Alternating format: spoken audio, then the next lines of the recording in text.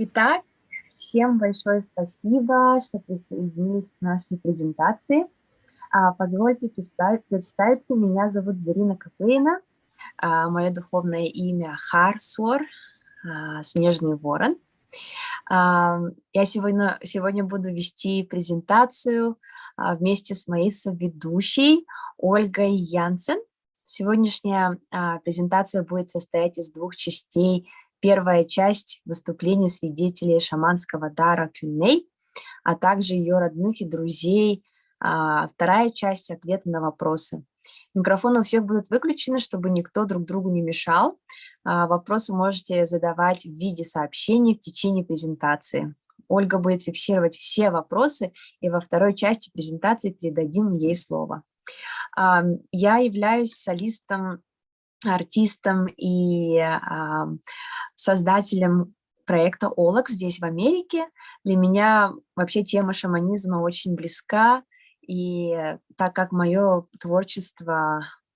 Меня слышно, да, потому что я не слышу других людей. Хорошо. Мое творчество основано вот на шаманизме, можно сказать, даже вот в современном мире, потому что я всегда всем рассказываю, кто такие настоящие шаманы здесь для иностранцев, и всегда рассказываю про нашу культуру и через традиционные песни, и через самовыражение, через звуки природы. Стараюсь передать наш дух, культуру и быт. Вот. И хотелось бы сейчас с вами поделиться моим состоянием, импровизационным пением от чистого сердца. Надеюсь, что Кюнейке услышит.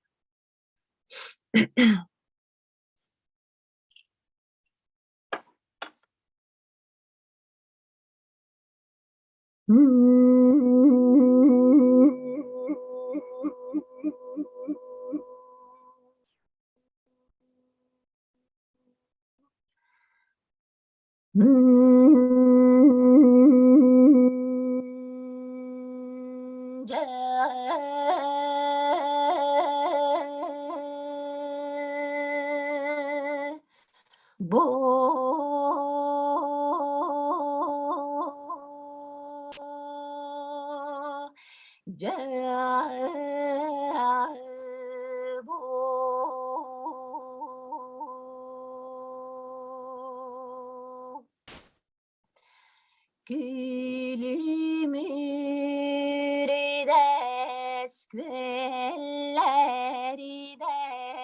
hadini çaran, harmılak, ditmaz, erikinnek, gülümürides, güellerde haham sirin yürek bitnen aftabıl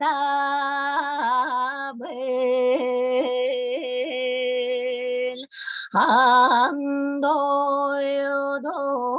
baraksın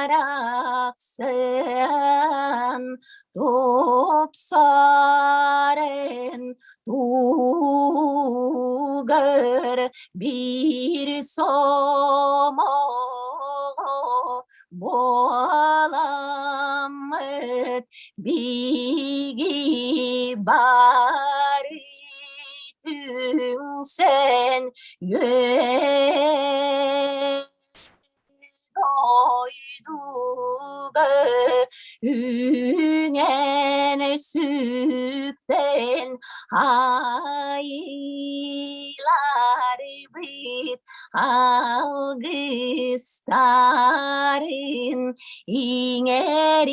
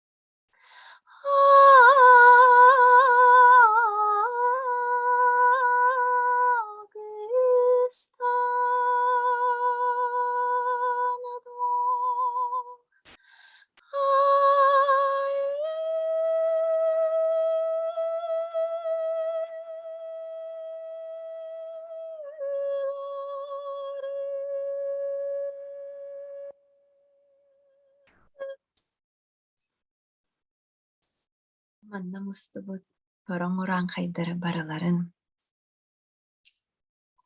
Үрдүкү дойдум айылара, орто дойдум иччилере, алгыстан, карыстан, ырастан, арчылан. Том, том, томин том.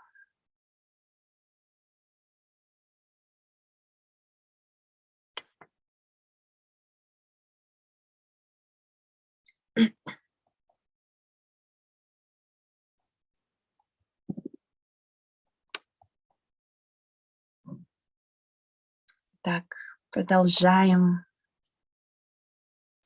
нашу презентацию. Спасибо, Махтал. Благодарю за внимание.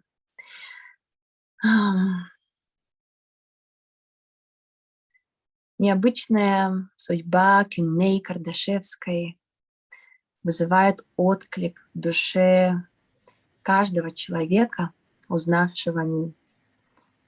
Девочка, предсказавшая рождение младшей сестры в то время, когда даже мать об этом еще не подозревала, любимица воспитателей московского детсада, попросившая маму отвезти ее в церковь и окрестить, маленькая модель театра мод Вячеслава Зайцева, мини-мисс мира, школьница, столкнувшаяся с неведомой болезнью, юная певица, поражавшая своей работоспособностью взрослых коллег, это все Кюней Кардашевская. И она же человек с уникальным тайным даром, чье рождение было предначертано заранее.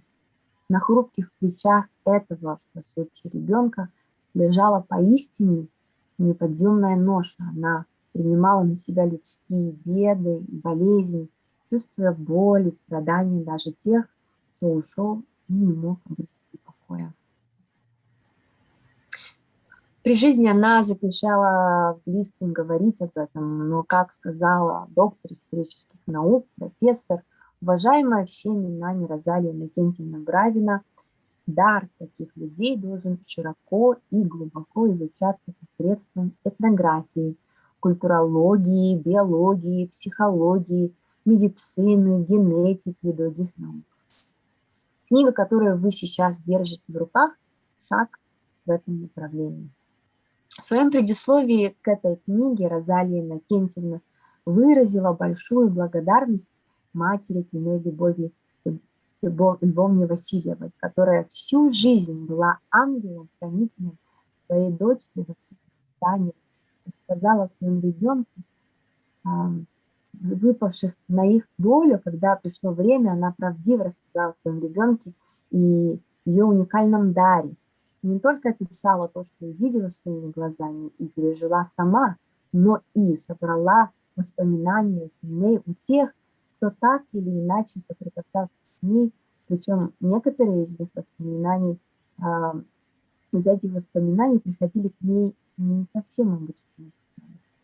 Но лучше она расскажет об этом сама. Вам слово, Любовь Львовна, пожалуйста. Спасибо большое. В первую очередь я хочу всех поприветствовать на этой площадке, да, то есть и поблагодарить за то, что проявили интерес к книге о моей девочке, о моей Кюночке. И поблагодарить Национальное книжное издательство за то, что дали возможность издать книгу о Кюней, открывая завесу тонкого мира. Действительно, эта тема очень деликатная, и многие не понимают. Но я надеюсь, что книга проложит проложит путь к познанию неизведанного. Я вынесла частицу, да, вот, чтобы эта сфера изучалась. И, то есть мы думаем, что... То есть нам кажется, что неизвестное, то, что мы не знаем, то, что мы этого не понимаем, это не существует. Все это существует, и параллельно с нашим миром мы от этого никуда не уйдем. Я человек, который был воспитан на другой идеологии. Я не понимала, что происходит с самого начала. То есть мне было очень трудно. Я не могла найти ответ на свои вопросы. Я очень волнуюсь сейчас, да. Правда, вот книга, презентация книги — это очень большое дело. И то, что вот издать книгу, держать в своих руках книгу о Кюней, для меня это очень волнительно. И для меня вот я эту идею издания книги вынашивала долго, и наши вот пожелания с книжным издательством соединились, вот, сплелись воедино и вышли две книги, да? Книга на якутском языке и книга переведена на русский, вышла в переводе. И действительно мне было очень трудно, да, вот, осознавать, что мой ребенок не такой, как все. И Кюнейка сама хотела, чтобы она всегда говорила: мам, я хочу быть нормальной, я хочу жить нормальную жизнь. Но никто такую дорогу не выбирает, и никто не застрахован. Я еще раз и на передаче Талбан говорила, что такие люди, такие дети будут приходить в наш мир. Это не она одна. То есть с этой проблемой, это не проблема, но с этим тонким миром все равно люди будут сталкиваться. Вот феномен Кюночки, да, он даже очень интересный. Если вот начинать, как это все начиналось,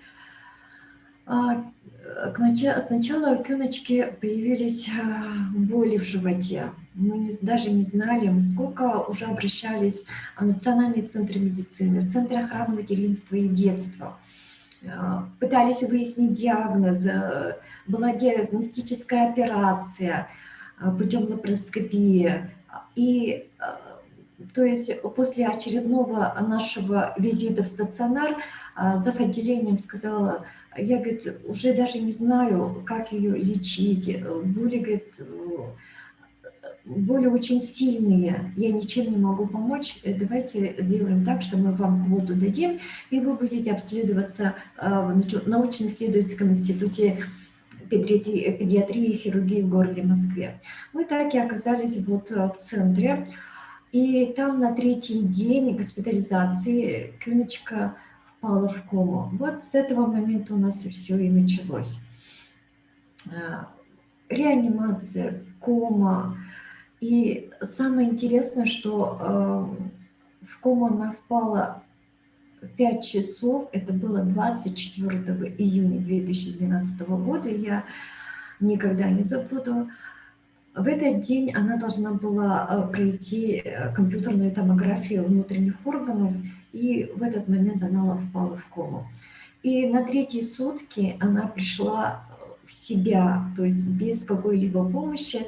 То есть до этого я разговаривала с заведующей реанимацией, а он мне говорил, я даже, говорит, не знаю, как объяснить, но она не приходит. И мы для того, чтобы мозг не пострадал, мы ее ввели еще в искусственную кому. Так она продолжала 3 суток, и он даже мне, его фразу я навсегда запомнила, он даже сам Бог вам даже не скажет, когда она может выйти. То есть никто не знает. А прогнозы были не очень хорошие. Меня предупредили, что, возможно, память пострадала, что она не будет помнить, что придется заново учиться жить, каким-то элементарным вещам.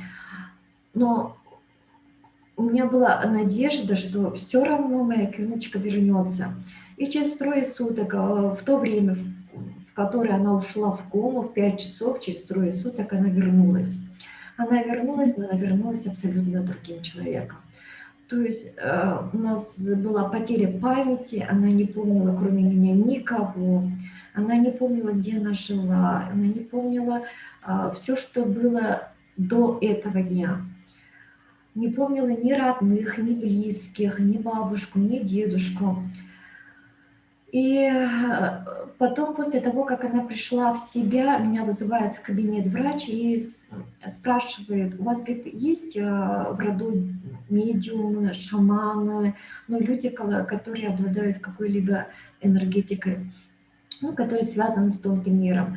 Я им отвечаю, говорит, нет, я уже у себя в голове прокрутила, это, скорее всего, наверное, они хотят на это списать какую-либо свою ошибку врачебную и так далее. Но тогда врач, лечащий ее врач, который назначил, эта женщина-врач, который назначили после того, как она поступила в реанимацию и была в коме, она мне сказала, что я сколько детей выводила из комы, и не было такого случая, чтобы ребенок помнил, не то что помнил, а она сказала, Татьяна Владимировна, меня не было здесь 3 суток, и я очень хочу есть. И она говорит, она никак не могла знать мое имя, потому что меня назначили после того, как она поступила в реанимацию. То есть это была лечащим врачом в реанимации. Ну, вот так и началась вот такая наша эпопея, наш путь. И Кюночка мне говорила, мама, я начала видеть вещи, которые не подвластны другим людям. Я вижу за людьми тени, я вижу черных людей. Я пыталась ее успокоить. Я говорила, что, может быть, действительно мозг пострадал, что это временное. Но она настояла на том, чтобы каждый раз, когда приходили на осмотр, она говорила, пожалуйста, назначьте мне, пожалуйста, психиатров, чтобы они проконсультировали. Возможно, у меня какие-то нарушения в связи с тем, что я была в коме, что у меня пострадал, наверное, мозг. И действительно были консилиумы, было 5 консилиумов по ее поводу. Собирались врачи, обследовали психиатры и поставили То есть сдали заключение, что ты психически здоровый. Даже один врач сказал, что, Кюна, если ты об этом задумываешься, то 99% ты, то есть все в норме. И я не знала, куда обращаться, что делать, какие попытки предпринимать. И с одной стороны, врачи говорят, что это действительно, возможно, тонкая материя, но я все же пыталась понять и дать объяснение тому, что происходит. Но я уже потом поняла, что действительно это не связано ни с болезнью, что это, скорее всего, действительно шаманская болезнь. Я начала читать, просвещаться. И с одной стороны, вот я думаю, что действительно, если бы мы были в этих вопросах подготовлены, может быть, действительно, я могла бы как-то еще облегчить ее участь, помочь. И глядя на мои передачи, да, с моим участием, на мое интервью, возможно, кто-то найдет помощь, поддержку, что это не сумасшествие, что это вещи, которые могут быть в нашей реальной жизни, в наше время. И даже, то есть это не прошлое, которое кануло, прошлое столетие, да, это человек, который появился в начале 2000-х, да, это современный ребенок, современный подросток. И она вот в этот мир пришла особенная, другая. И также, то есть и другим людям там наверху могут передать такие способности, такой дар. И мы все-таки должны бережно относиться к таким людям, понимать. Но я считаю, что это, как сказать, возможно, вот чтобы... Я очень волнуюсь.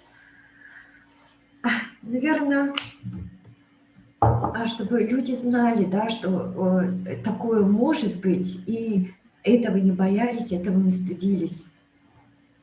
Это избранные люди будут приходить в наш мир, и надо быть готовыми к этому. Я сейчас вспоминаю, как Инай ко мне, ей было 5 лет, она сказала, что мамочка, говорит, у тебя в животике девочка, и зовут ее Туяра. И мы назвали девочку, то есть я не знала, что я беременна, но она мне сказала, что мама, ты ждешь девочку, и она родится в мой день рождения. Я даже, то есть еще не была на УЗИ, еще не спрашивала у врача о поле ребенка, пол ребенка, да, не узнавала. Я была уверена, что это действительно девочка. И она родилась в один день, в один час с одинаковым весом и ростом со своей сестрой. И Кыняйка мне сказала, что это мой подарок, что мы астральные близнецы, мой астральный близнец. Вот. То, что она начала лечить, это как-то вот началось, ну вот само собой, это как должно быть. Я потом уже начала это воспринимать как должное, это как... Ну и мы уже начали привыкать к тому, что дома у нас происходит. Мы почти ночами не спали, мы постоянно были в каком-то напряжении, действительно. Но потом уже это все сошло на нет, и мы думали, что все так живут, и такие чудеса вокруг и рядом. Ну, что еще могу сказать? Я очень благодарна своим подписчикам, да, которые меня поддерживают, которые проявили интерес к книге Кюней. И очень приятно, что отзыв пишут очень молодые люди, да, то есть, которые задумываются о тонкой материи, о том, что как можно поступить в тех или иных ситуациях, да, то есть они начинают и проявлять интерес к обычаям, к традициям своего народа. Мне это очень приятно, и если я вот своей книгой, да, и книгой своей жизнью помогли хотя бы одному молодому человеку, да, это, это очень большого стоит. Ну, что еще могу сказать? Я очень волнуюсь, и даже язык заплетается. Очень волнительно, правда. Правда, очень волнительно. Книга для меня – это живая книга. Книга с душой, книга, которая многому учит, книга, которая многое дает, и книга, которая многим помогает. Мне приходит очень много отзывов по книге, такие интересные отзывы. Некоторые отзывы я просто в интересах людей, да, я не говорю, не рассказываю. Есть просто чудеса. Чудеса случаются, чудеса есть. И Кюночка, она всегда говорила, если даже я не буду в этом мире, я буду помогать людям, я еще буду сильнее помогать людям. И те, кто даже вот раньше ко мне обращались, они могут мне обращаться. И книга, это я считаю, что это память, книга памяти, книга воспоминаний. И еще раз благодарю книжное издательство «Аяр» за то, что дали такую возможность издать книгу о Кюночке. И все, кто писал, давал воспоминания, я очень благодарна всем. И ну, представьте, да, что действительно большая аудитория, читаемая книга, и открыться, дать воспоминания, написать отзыв, да, это многого стоит. Не стесняясь, не боясь пересудов там каких-то, да, каких-то реплик неприятных. Но все мы через это прошли, и держась за руку, и те, кто обращались к Кюнейкой, те, кто общались с Кюнейкой, до сих пор они поддерживают со мной связь, мы всегда на связи. И я очень благодарна за память людей. Любовь Львовна, мы все благодарны вам. И от себя добавлю, что история Кюнейки прошла через меня. Я, когда впервые послушала ваше интервью в YouTube на НВК Саха, меня посетило очень много эмоций, много состояний. То я рыдала, то я смеялась, то я была в возвышенном состоянии, то сострадала вам, как матери, как женщине. И огромная благодарность от имени нашего народа и от западной культуры, потому что я вижу, пребывая здесь уже 3-й год, я вижу, что в западной психиатрии людям, особенно молодежи, да, подросткам, которые имеют какой-то, которые имеют энергию, да, очень сильную, и они страдают от этого, проходят через путь исцеления себя и становления целителя, шамана. Они, доктора, они ставят диагнозы, вот, и они лечат фармацевтическими лекарствами и так далее. И вот мы недавно начали писать статью на английском языке, как саха-шаманизм, оюнаган, может помочь западной психиатрии. И вот через вашу историю, через историю волшебной Кюнейки я поняла, что такие люди, они могут быть везде. Но у нас в Саха-Сире из-за особенностей, да, вот окружающей среды, видимо, рождаются такие люди довольно-таки часто и рождались в те времена. Я, когда читала истории про древних шаманов, я думала, их уже нету, но оказывается, в нашем вот современном мире, в наше время есть вот такие сильные люди, которые даже, возможно, сейчас где-то тоже себя чувствуют, наверное, дискомфортно, где-то в лесу, где-то в деревнях, проходят через обряд становления, через ритуал становления шамана. Вот, поэтому огромное спасибо, Любовь Львовна, что вы так смело рассказываете все как есть, и более того, книга уже вышла на русском языке, очень хочется, чтобы книга вышла на английском языке тоже и увидела свет, большой мир. Я очень хочу, чтобы во всем мире узнали про историю невероятной Кюнейки. Вот, спасибо огромное. Итак, продолжаем нашу презентацию, нашу беседу. Национальное книжное издательство «Аяр» больше, чем просто издательство. «Аяр» по праву считается хранителем якутской культуры и ее пропагандистом далеко за пределами республики. Благодаря изданной им книге об удивительной судьбе Кюней сначала узнала республика, а теперь узнает и вся страна. Книгу можно приобрести через сайт Аяр, Лабиринт, Бук24 и в других магазинах.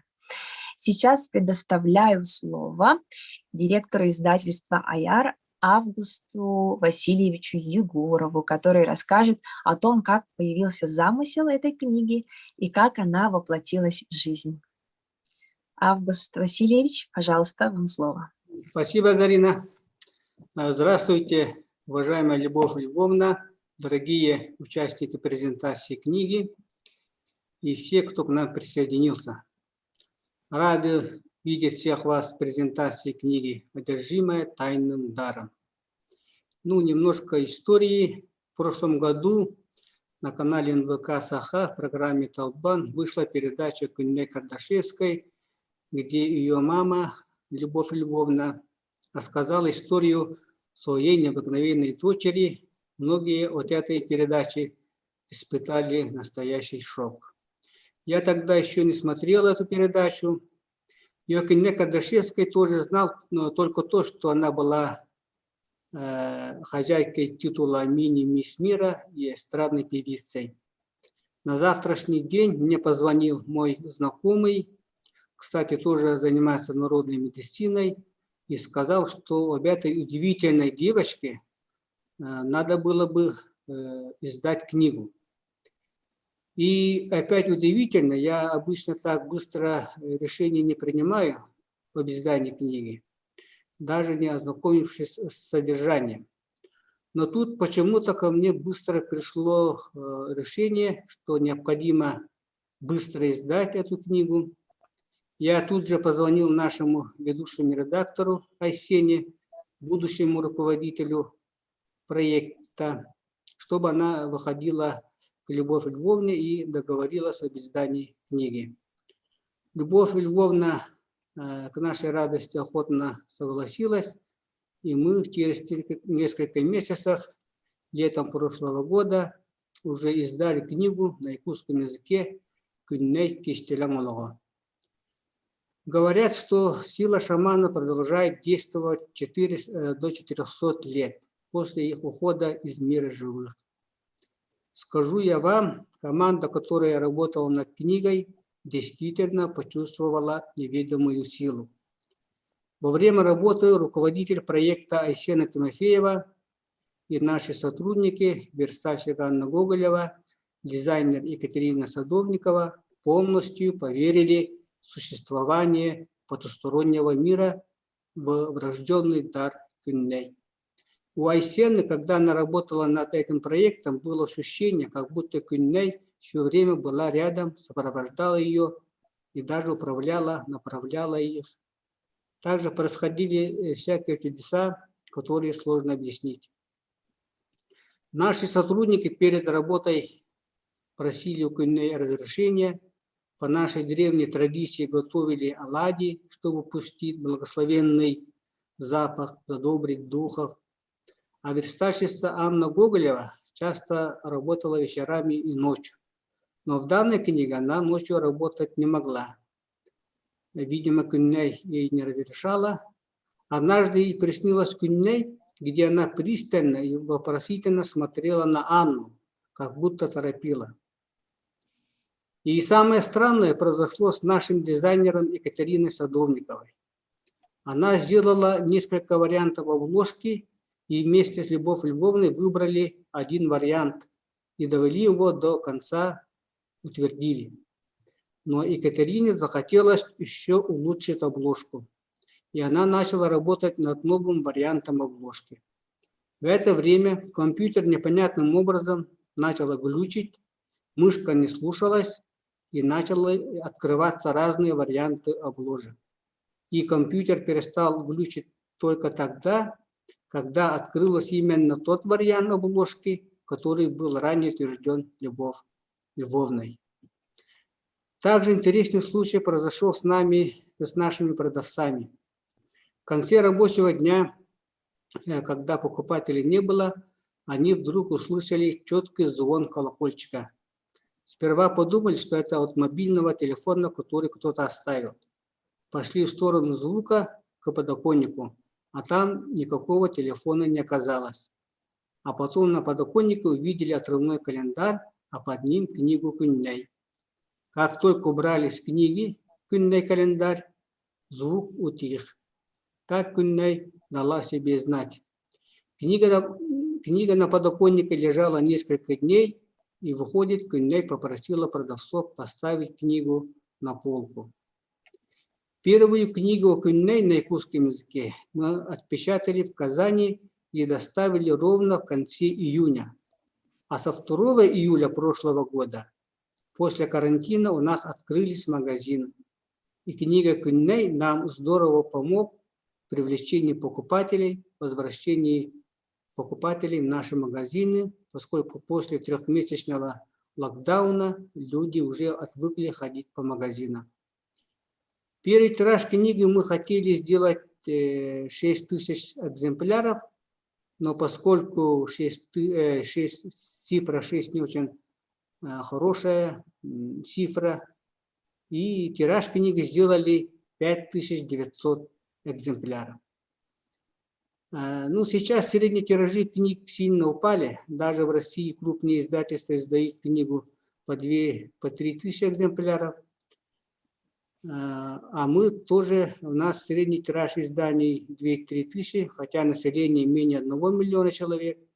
И у нас огромная территория, 1/5 часть России, плюс плохая транспортная система. Поэтому мы в прошлом году не зря стали самым читающим регионом России. Так вот, книгу Кюнней люди разбирали как горячие пирожки. Многие просили переиздать. Мы решили сделать перевод книги на русский язык, и книга у нас вышла тиражом 4000 экземпляров. В данное время книга продается во всех центральных книжных магазинах России и в нескольких площадках, интернет-площадках, как Лабиринт, Пук24 и других, и даже на сайтах Казахстана. Та часть книги, которую мы перевезли в республику, на сегодняшний день почти распродана. Это всего лишь менее 1 месяца. Да? Это почти рекордные продажи в настоящее время книги.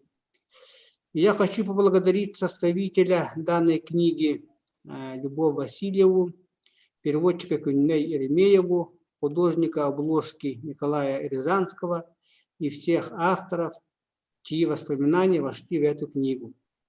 Благодаря вашему усердному труду и профессиональному подходу книга получилась достойной и увлекательной.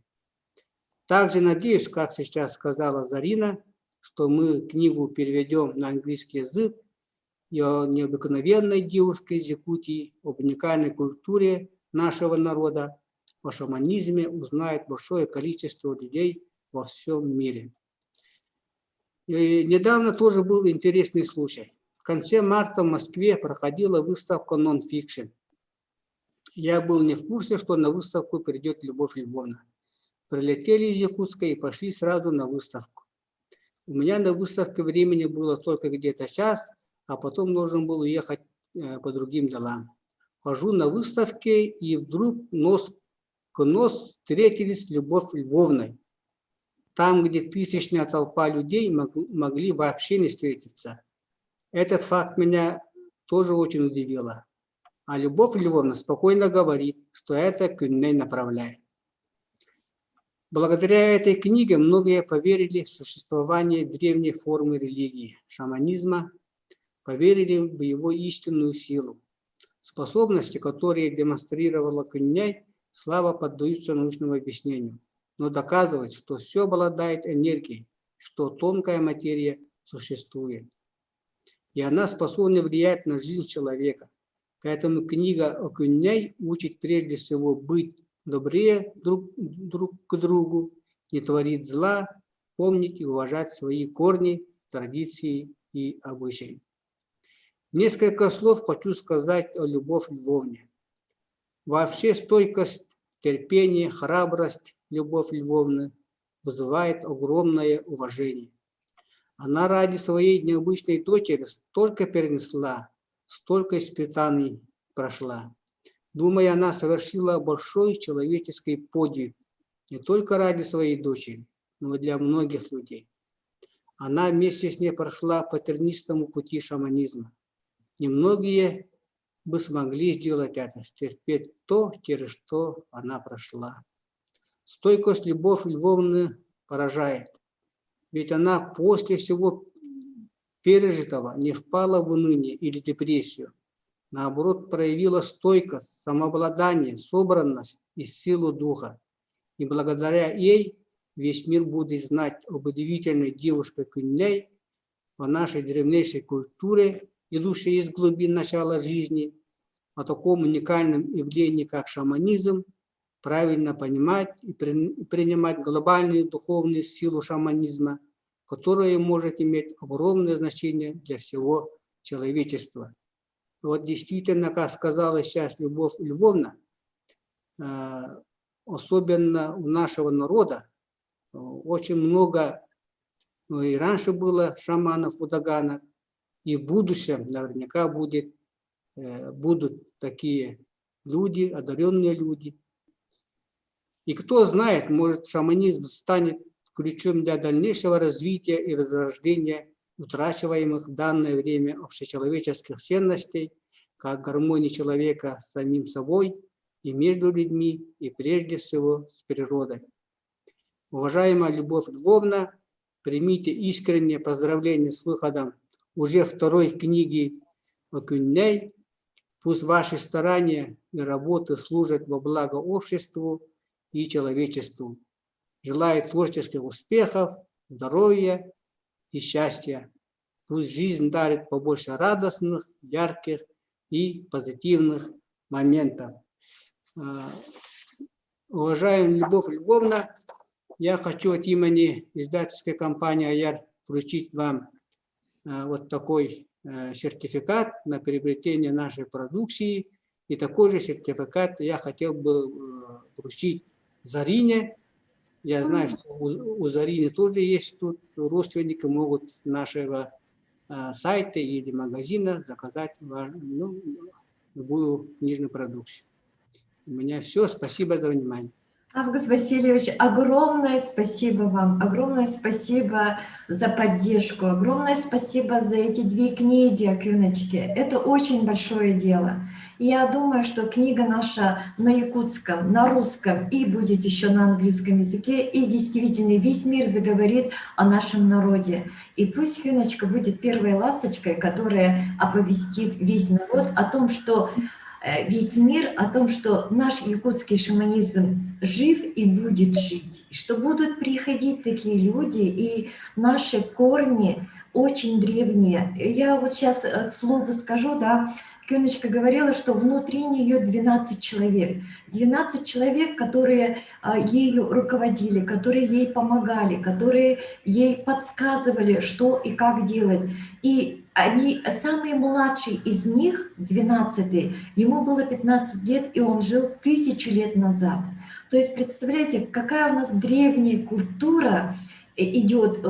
То есть у нас очень богатая культура, и наш народ очень сильный на самом деле. И мы действительно должны воедино слиться с природой, в гармонии жить с собой, в гармонии жить с другими людьми. То, к чему Кринейка всегда призывала, и то, что она говорила, я излагала в книге ее основные направления, жизненные принципы, которые она вот говорила, я пыталась это вложить в книгу. Действительно, это, то есть это ребенок, она была совсем подростком, да, но такие мудрые слова, которые иногда даже я удивляюсь, что абсолютно взрослые люди этого не понимают.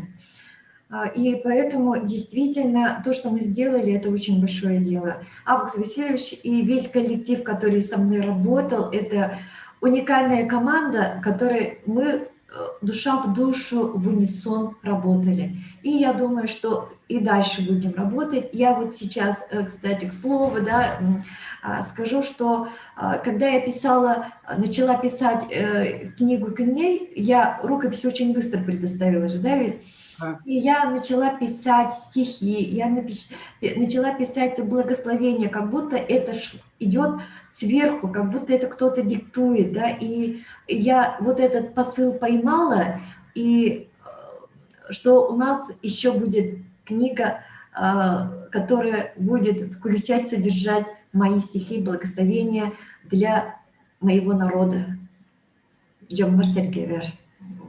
Спасибо вам, Любовь Львовна. Я надеюсь, да, и даже уверен, что в скором времени даже будет написано художественное произведение, повесть или роман о Кюней, да, и, возможно, даже на основе этого произведения могут даже снять фильм. Я в этом почему-то убежден. Наверное, так и будет. Да, я тоже знаю, что так и будет действительно. И мы будем в унисон работать. Да. Спасибо большое. Август Васильевич улахан мақтал, айылар ихиттилер. Онны көрө болдун. Эниме тухтакын эрэ быһылаах, Зарина.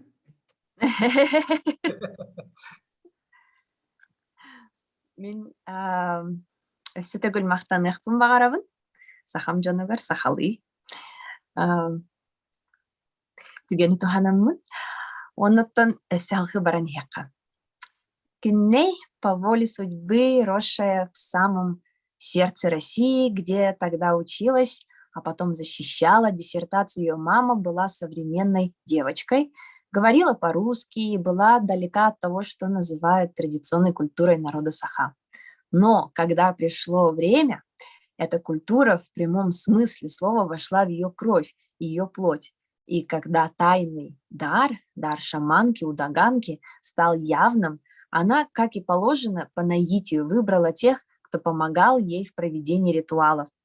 Кого-то она выбрала из числа друзей, кого-то из числа родственников. Сегодня у нас в гостях Галина Кириллина, Людмила Петрова и Семен Чистоедов. У каждого из них свои воспоминания. Здравствуйте, Людмила, вам первое слово. Как она выбрала вас, что вы испытали? Расскажите, пожалуйста, свою историю нашей аудитории. Всем здравствуйте. Мы с Кюнейкой познакомились в далеком 2011 году. Меня слышно, да, хорошо? Да, слышно.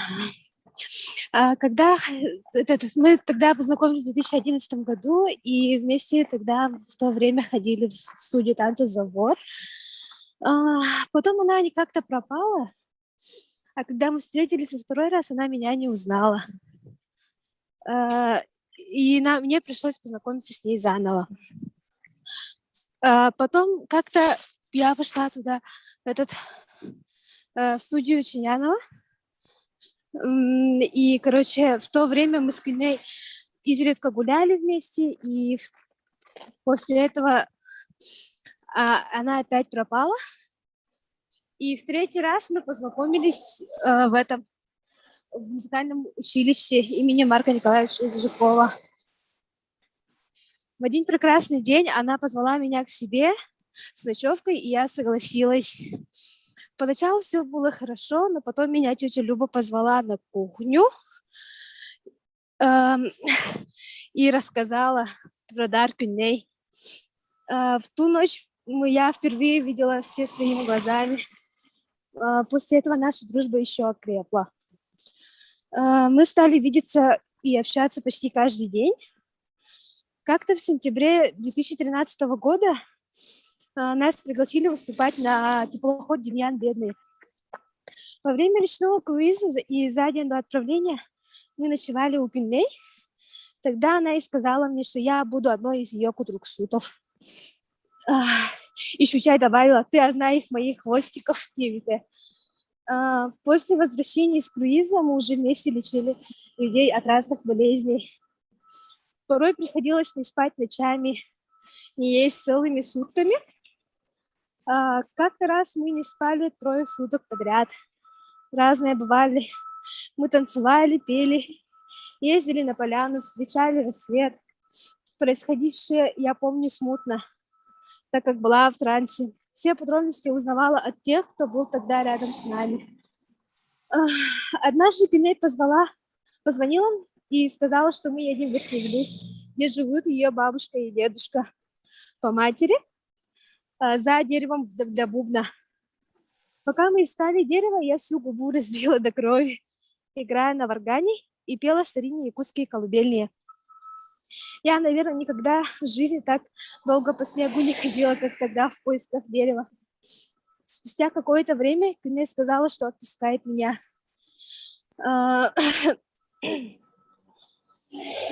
И я оказалась последней из кутруксутов, кого она отпустила. После этого мы с ней виделись, созванивались, но лечить она ездила уже одна. За неделю до ее ухода она позвонила и сказала, что нам нужно встретиться. В тот же вечер мы увиделись, прогулялись и поехали к ней ночевать. Потом я знала, что в ту последнюю свою неделю к ней виделась со всеми друзьями, родными и близкими. О ее смерти я услышала 7 октября 2015 года. Это был страшный удар для меня. В тот же вечер я и поехала к ней домой, где собирались все родные Кюней. Сейчас все знают, что она все видит, слышит, понимает и помогает всем своим близким и оберегает их. Таких людей, как Кюней, я уже больше не встречу, наверное, ведь таких больше нет. За все эти годы я ни разу на ней не забывала, и она всегда давала о себе знать. Я всю жизнь буду хранить светлую память о ней. Она всегда была и будет лучиком солнца, который светит ярко и хоть изредка и издалека. Вот и все. Людмила, спасибо огромное за искреннюю историю. Это очень важно иметь таких друзей, поддержку в трудную минуту. И кутруксут – это очень серьезная миссия. Кутруксутом становятся не все. Люди обладают даром. Люди имеют свое определенное место в иерархии целителей. Вот, так что огромное спасибо, Людмила, за то, что вы поддерживали Кюнейку. Далее теперь слово хотелось бы передать Галине. Расскажите, пожалуйста, вашу историю. Как вы думаете, Галина, почему это именно происходило с вами, почему Кюнейка выбрала вас? Галина?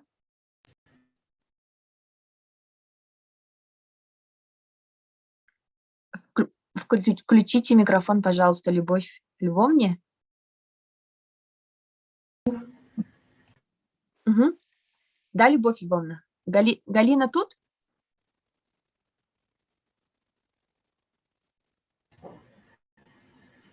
Еще Да, расскажите, меня пожалуйста. слышно, да, теперь? Семена включи, пожалуйста. Ага, хорошо.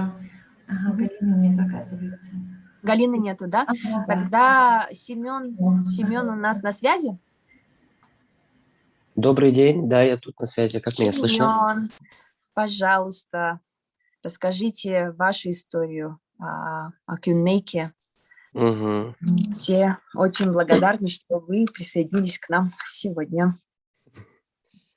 Так, ну, с Кюней мы познакомились еще в 2013 году, но до нашего знакомства я ее уже знал заочно как мини-мисс мира, как уже состоявшуюся артистку. И вдруг просто, ну, я на тот момент учился уже в музыкальном колледже, вот вместе с Людмилой, с Кюней, и просто вижу, ну, в списках, можно сказать, Кюней Кардашевская и там Людмила Петрова. И потом как-то так получилось, я не помню день нашего знакомства, так, ну, прям. Мы познакомились, у нас был кабинет 307, это кабинет эстрадно-джазового отделения. Мы там, ну, собирались, пели все вместе. Вот, ну, мы познакомились, и после этого где-то в октябре, в конце сентября, или даже, может, в середине сентября, точно не помню, а, мне на тот момент знакомая предложила поехать в круиз на Демьяне до острова Тайменный. И она сказала найти еще 3 артистов. Я почему-то, недолго думая, сразу же позвонил Кюндей. Она дала добро, согласилась. И после этого мне позвонила Любовь Львовна. Сказала, предупредила, что, ну, Кюней может падать в обмороки, происходить странные вещи, заговорить на разных языках. Но я как-то не придал этому такого, ну, значения, просто, можно сказать, мимо ушей пропустил. Ой, сейчас вспоминаю и начинаю волноваться. Мгм. Так. Еще Любовь Львовна сказала, что можно Кюней возьмет с собой подругу, ну вот Люду как раз-таки. Но я так сказал без проблем, да, мне как раз-таки нужны были артисты, и я позвал еще одну девочку. Нараяну с нами была, Нака. Вот, в день отправления мы уже все встретились около Демьяна Бедного. Все, там отплыли, получается, все хорошо, сидим. Тогда еще, ну там, получается, был бар, и мы брали там в стеклянных бутылках пепси. Мы закупились этим пепси, пошли в каюту, сидели, разговаривали, веселились. Потом в один прекрасный момент, ну, нам было интересно, почему так, почему так происходило, почему Юна лежала в коме, и она начала все рассказывать. Ну, просто, ну, я был в шоке, был в каком-то, ну, недопонимании, что ли, почему так, почему это все именно с ней происходит. И вдруг в один момент она просто зависла, она застыла, как будто застыла. И у нее вот в руках была эта стеклянная бутылка из-под пепси. И сидит и начала бить себя по голове ей. Мы сразу же просто выхватили эту бутылку. Потом через несколько секунд она уже приходит в себя и говорит, что ой, почему у меня голова болит, что такое? Мы ей сказали, что так и так, вот ты ну, как будто застыла, типа, пошла в транс, ты не шевелилась, даже не моргала, и просто начала себя бить по голове бутылкой. Понятно, ладно. Вот, и после этого, сколько мы там пробыли, 3 ночи и 2 дня, и происходили самые странные, необъяснимые вещи, которые просто у меня, ну вот, засели в голове. Ну вот, я помню, как-то она просто встала на мостик без рук и начала ходить по каюте. И до этого она нас предупреждала, что в такие моменты ее нельзя там удерживать, что-то делать с ней. Просто нужно просто проследить за ней, ну и как бы не давать делать такие, ну, какие-то вещи, которые могут выйти из-под контроля.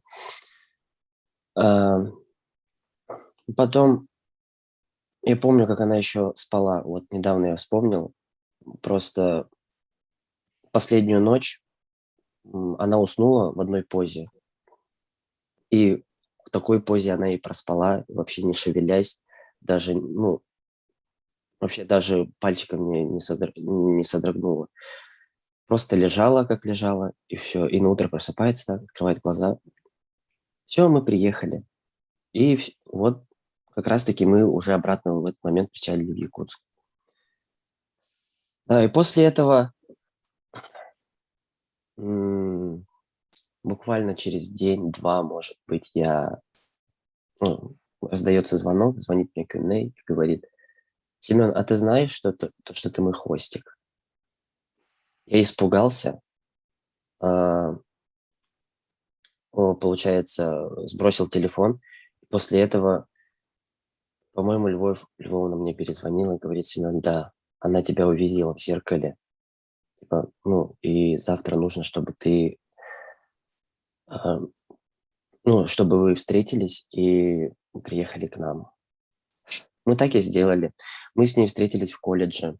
Она говорила, что у нас всякий вот дым из рук, из ушей, из глаз, из носа, из всех щелей, у вас какой-то черный, серый дым валит. Я смотрю, вроде ничего нет.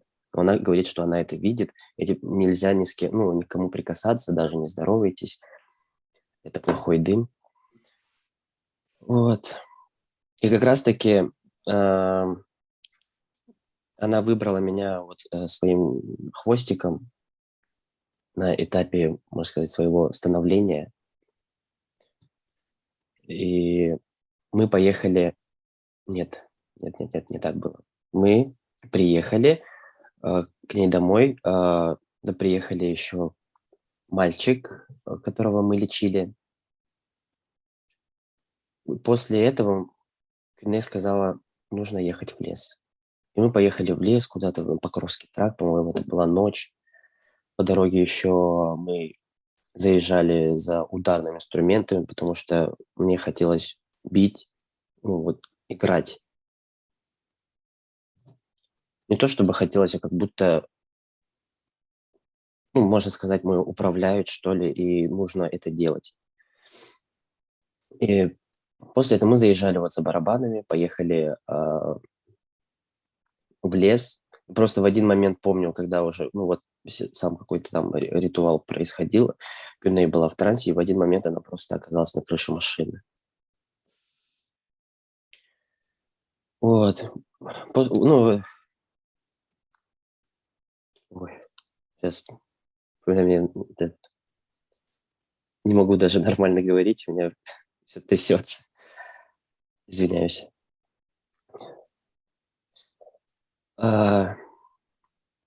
Потом что происходило у нас? После этого мы еще, ездили в студию, очищали студию от злых духов, все. И в этот момент Кюней попросила белую футболку. Вот это я точно помню.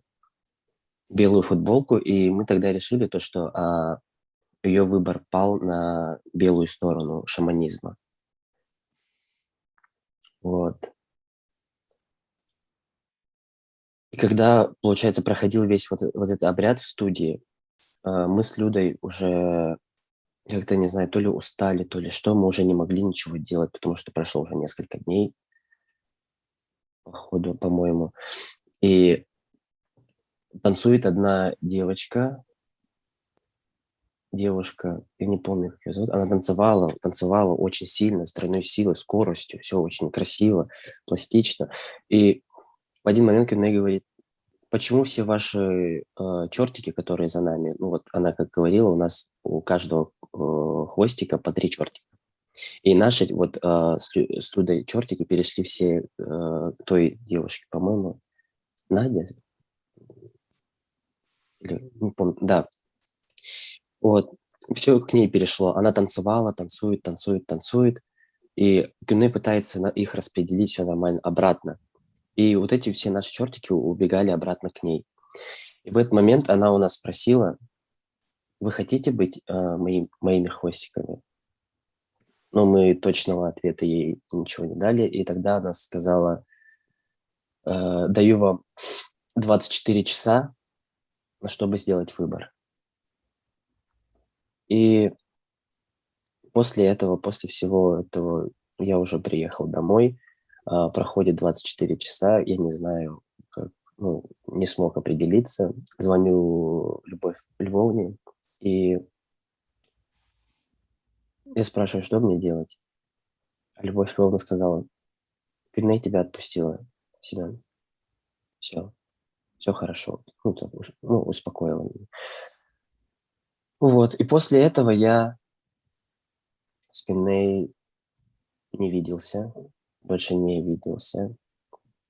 Не помню, вообще не помню. Все очень смутно как-то. Может, мы даже пересекались в колледже, но почему-то я вот это вообще не помню, чтобы мы перед ее смертью виделись. Ну, конечно, это была очень такая тяжелая утрата.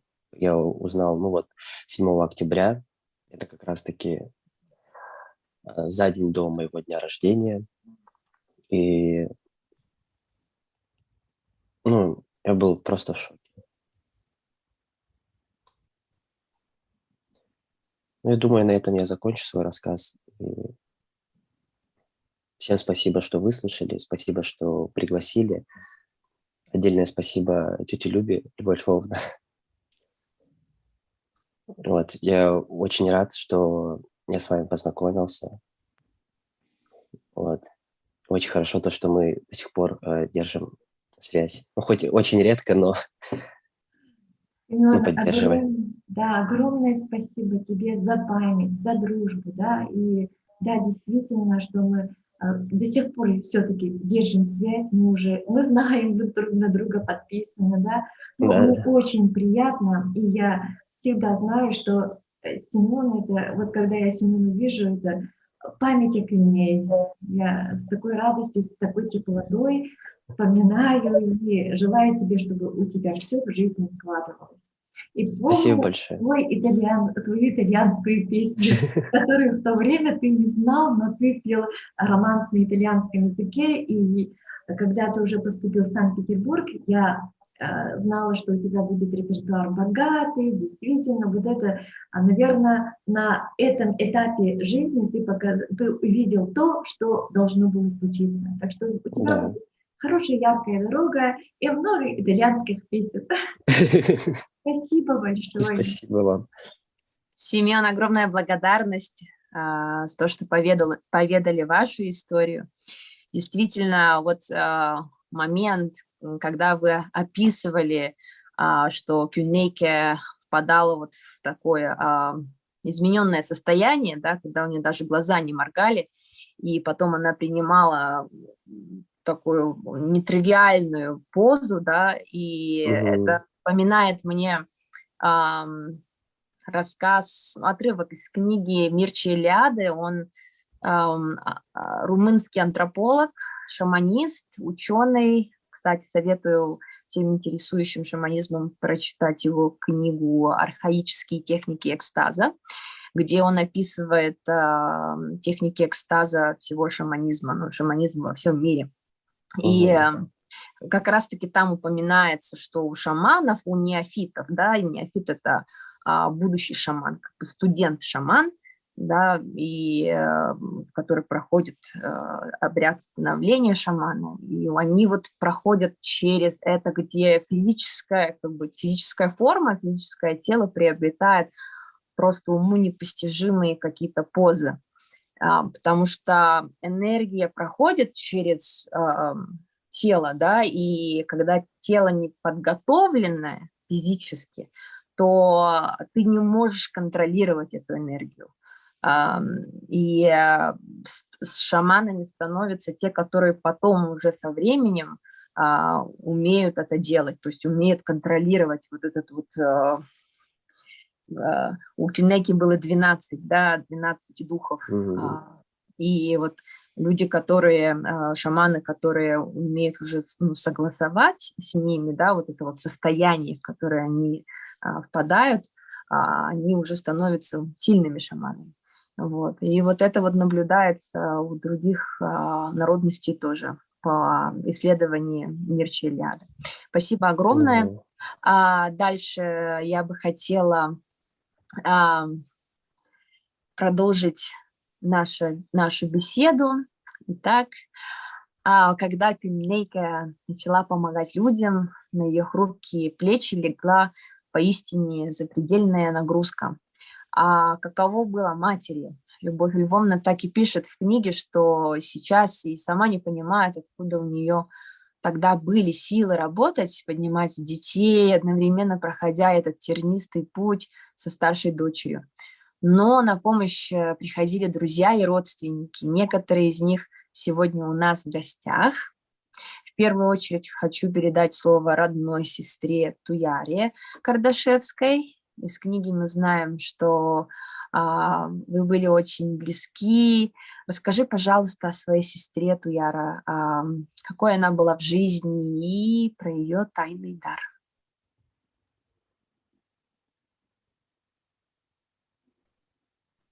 Туя?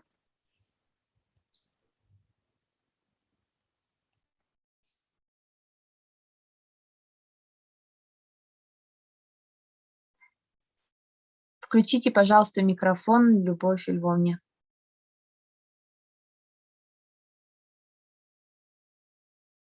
Не включить. Ага. Не включался. Так, включи. Ну, у нас бывают такие технические неполадки. Ага, Туяра тут. Итак, мы приветствуем тебя, Туяра. Пожалуйста, Меня поделись с слышно, нами. да? Да, слышно. Все отлично. Мгм. Всем здравствуйте, меня зовут Туяра.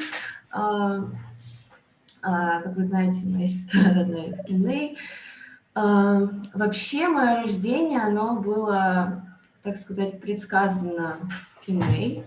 То есть она, когда, мама уже ранее говорила, что когда она была беременной, она об этом не знала, и Киней уже тогда сказала, что вот у тебя в животике сидит девочка, зовут ее Туяра, то есть она мне сама дала имя, и я сейчас очень этим горжусь и очень люблю свое имя, вот. И также мы с Киней родились в один день, с одинаковым ростом, весом, временем, но вот разница у нас 6 лет. Это тоже очень необычное явление, я, по крайней мере, такого вообще никогда не встречала.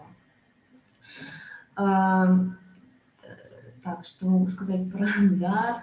Вообще, я помню, с чего все начиналось.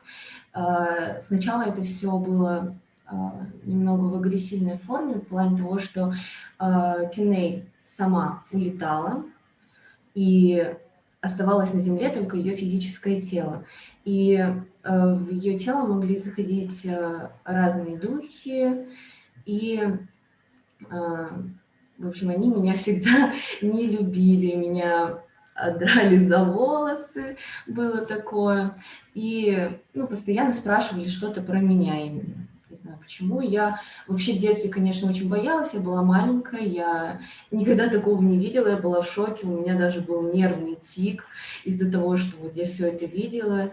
И в основном я, когда уже это происходило чаще, я просто запиралась в туалете и уже по расписанию туда шла, и чтобы этого вообще всего не видеть.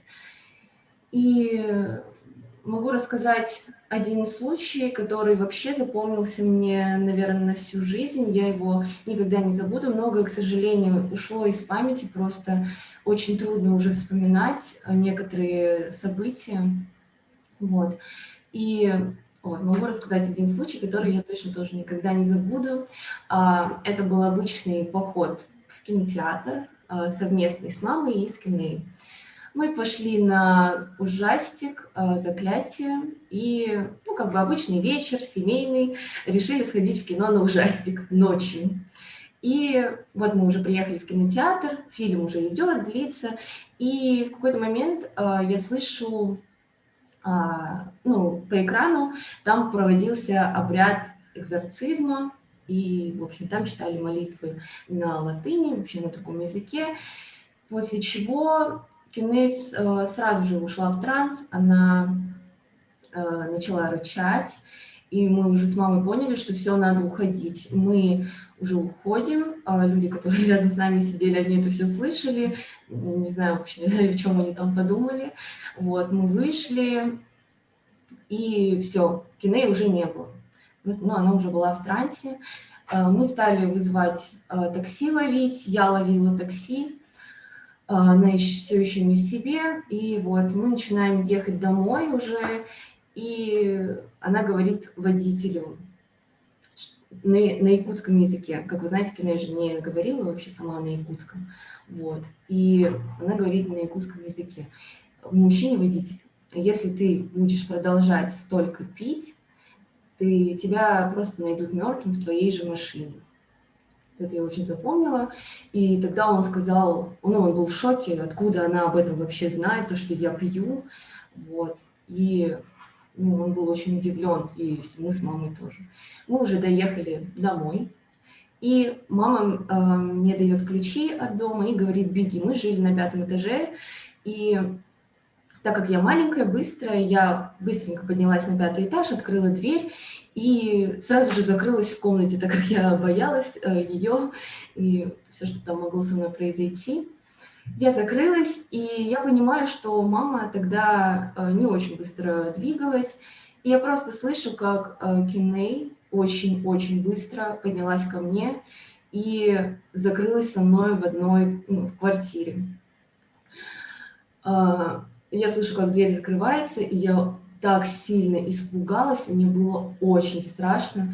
И у меня в тот момент, наверное, единственный раз в жизни, вся жизнь моя короткая пролетела перед глазами мимолетно.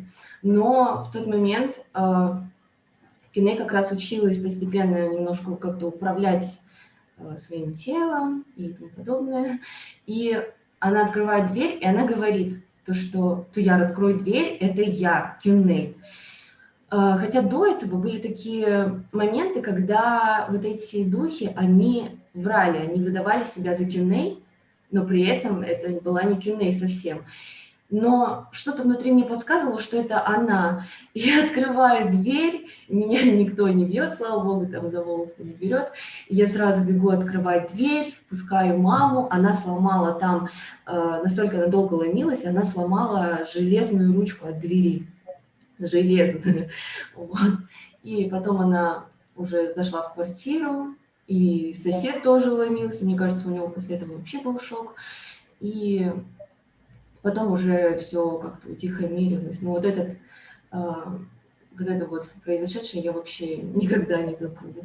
После этого, кстати, Кюней, она, когда мы оставались уже с ней наедине, она старалась не уходить или просто, вот старалась, чтобы чисто меня не трогали. Потому что я очень боялась прямо, конечно. Но потом уже со временем я и привыкла, помогала даже как-то. И вот у меня история сегодня. Яра, спасибо огромное. Умница, красавица. Спасибо. Как вы знаете, Туяра находится в Москве, и она учится на эстрадно-джазовый вокал, да? Да. Виктория, кстати, извините, что я перебиваю, она после ухода через кое-кого, ну, то есть в плане наша одна очень хорошая знакомая, друг семьи, она была в трансе, и это в нее вселилась Кюней. После уже ухода Кюней, и она писала на листках, Кюней писала через нее. Вот. И она там писала, что... На тот момент я, кстати, тренировалась еще в Москве, я занималась художественной гимнастикой. Вот. И она писала то, что меня надо забрать отсюда, то, что мне здесь не очень хорошо из-за здоровья, потому что у меня есть кое-какие проблемы с позвоночником. Вот, и она сказала, пускай она поет. И так и было написано, потому что вот это у нее действительно получается. И вот после этого я очень задумалась над этим. И в итоге вот я поступила в почти сам, ну, можно сказать, самый лучший музыкальный колледж России. Я думаю, в этом есть большая заслуга Кюней, потому что поступить на бюджет в такое большое заведение, это, конечно, почти нереально для меня было, по крайней мере, потому что я занимаюсь вокалом уже, ну, не очень, на самом деле, долго. Вот. Поэтому я очень благодарна. И сейчас я, можно сказать, иду по ее стопам, осуществляю мечты, которые она не успела, так сказать, осуществить. Вот. Пусть тебя твой талант окрыляет, и поднимет тебя Спасибо большое. все выше и выше. Всегда пой. Мгм. Спасибо огромное, Туяра. Итак, мы продолжаем. Теперь я хотела бы слово предоставить Анне Садовниковой, сестре Кюнейки. Анна, вы с нами?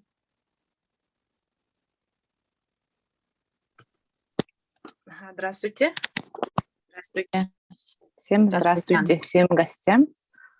Ага, сейчас я поставлю-ка у меня. Ага. Меня зовут Анна Садовникова, я двоюродная сестра Любовь Львовна. Получается, в 98 году я так захотела сестренка, у нас родилась девочка Кунайка. Я по приезду к ним сразу увидела маленькую девочку 10-месячную, спящую, и у нее взгляд был взрослого человека. Мы ее кормили кашками, первые шаги, при мне она сделала первые шажки, как мы радовались. В книге я тоже так рассказывала про про то, как мы встретились. Ага. Она у меня была самая любимая сестренка. Как-никак Туяра всегда подлизывалась, но я больше любила Кюнейку, как будто бы, да. Ага. После того, как я поступила в ЯГУ, они переехали в Москву, и я хотела к ним поехать за ними, чтобы нянчиться со своей Кюнейкой. Ну, у меня, получается, очно обучалась, поэтому мне получилось поехать. Потом слухи пришли, что Кюнейка заболела. И заболела серьезно, упала в кому, там лежала сколько-то дней, я тогда еще молодая была, и бабушка у нас с Любой, одна бабушка с Любой у нас, она предсказывала всем людям сны, как растолковательница в деревне была, у нее такой, бабушка на латыни писала у нас всегда. И фотографии Кюнейки Люба нам отправляла с Москвы, как она к Зайцу уходила после по очереди. После болезни еще раз они прилетели обратно в город Якутск. И вот встреча вторая. У меня этот шок был, потому что она меня не знала. Она нас не знала. Практически не помнила. Я говорю, я же тебя учила ходить, я твоя сестра. И так мы заново все знакомились. А потом она... И мне когда Люба... Я и училась еще в ЮГСХ, второе высшее образование у меня было, второе. И общие знакомые спрашивали, а куда Любовь Львовна, почему потерялась? Я как знала, она болела, Кюнейка, она уже становилась, путь становления в шаманке. И Люба всю ночь не спала, по утрам пара не ходила, как-то отпрашивалась. И мы всей родней ездили к ней помогать по очереди. Ночевали, дежурили, кто когда, как успеет. У меня мама ночевала у них тоже, дочь ночевала, сестра тоже ночевала. И у всех разные истории были. Пока я не встретилась, не столкнулась с реальной проблемой, которая Люба сама одна в одиночестве все это удерживала дочку. Я одну ночь она мне позвонила, попросила, Аня, я не могу, у меня силы иссякли, подъезжай, говорит. Я приехала. к сестре поднялась и вижу, что в коридоре лежит сестра на полу. Она, на нее навалилась моя сестра. Я еще испугалась. Что ты делаешь, говорю. Оказывается, у меня сестренка-то в трансе лежит. У нее руки, пальцы были вывернуты наоборот. Вот так, как-то вот так все вывернулось. И глаза, лицо, все. Я ее не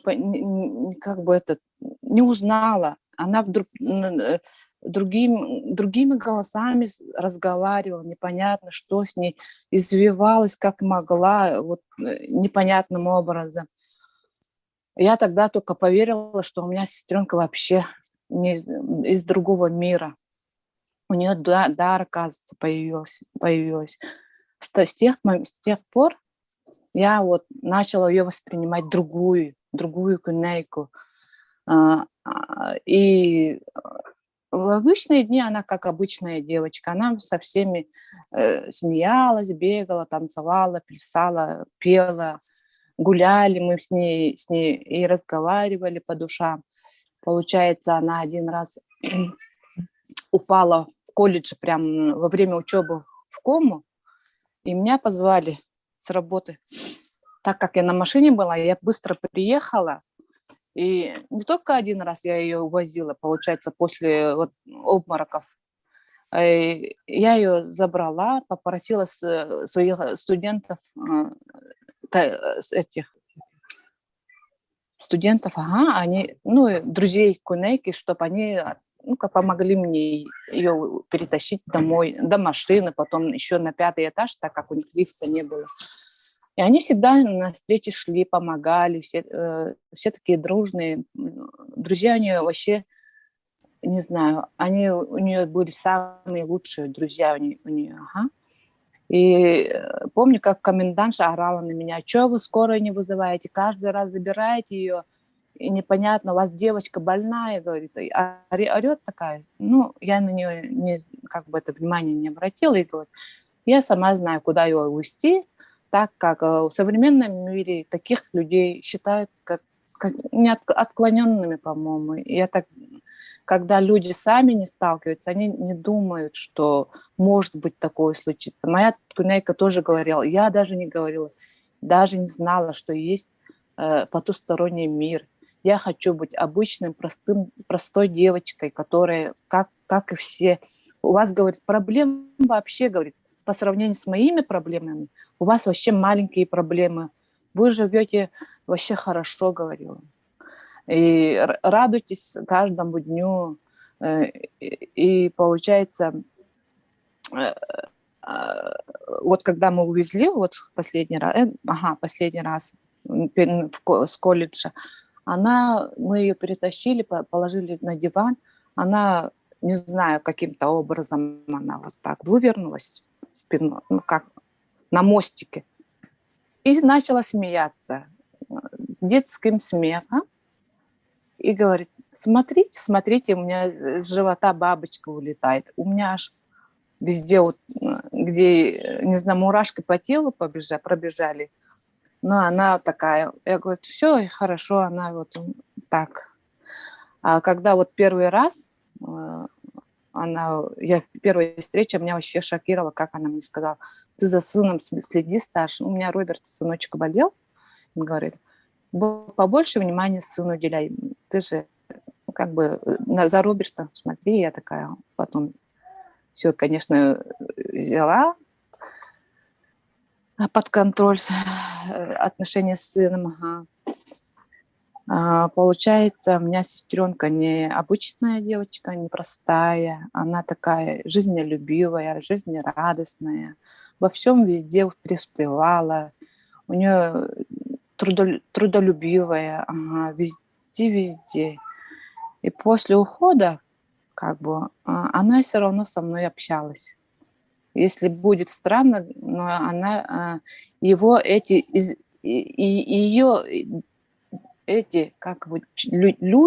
из 12, трое ко мне приходили. Это было реально. Ко мне они подходили и за ногу держали, за больную ногу. Потом, я не знаю, у меня боли на ногах утихли до сих пор. Ага. И Люба, конечно, молодец, моя сестра. У нее даже имя Любовь. Любовь называется Таптал по-якутски. Ага. То, что она пережила, то, что она отдала своим детям.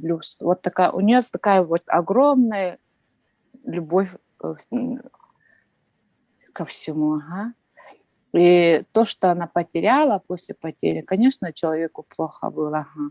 И она через меня, вот Кунайка, моя сестренка, приходила и говорила: с утра позвонишь маме, скажи, чтобы она не плакала. Когда она плачет, я тону там. И я вот один раз такое было, и проснулась, сразу позвонила. Я говорю: давай не будем плакать, давай будем книгу сочинять. Это было еще, когда только-только она шла, я ей сказала: давай книгу напишем, что были такие люди, которые одаренные, которые не из мира нашего. Давай, никто же не знал, что у нее такой талант, одаренный, шаманизм у нее. Я ей столько раскапала, что, не знаю, я говорила: давай память о книжке. Сейчас я ей говорю: давай кино снимите, пожалуйста, потому что вот на днях, месяц назад, мне приснилось, как она там снимает видеоролик. Аппаратура, она прибежала: не мешайте, говорит, и убежала там. Она особо со мной не разговаривает, всегда на русском.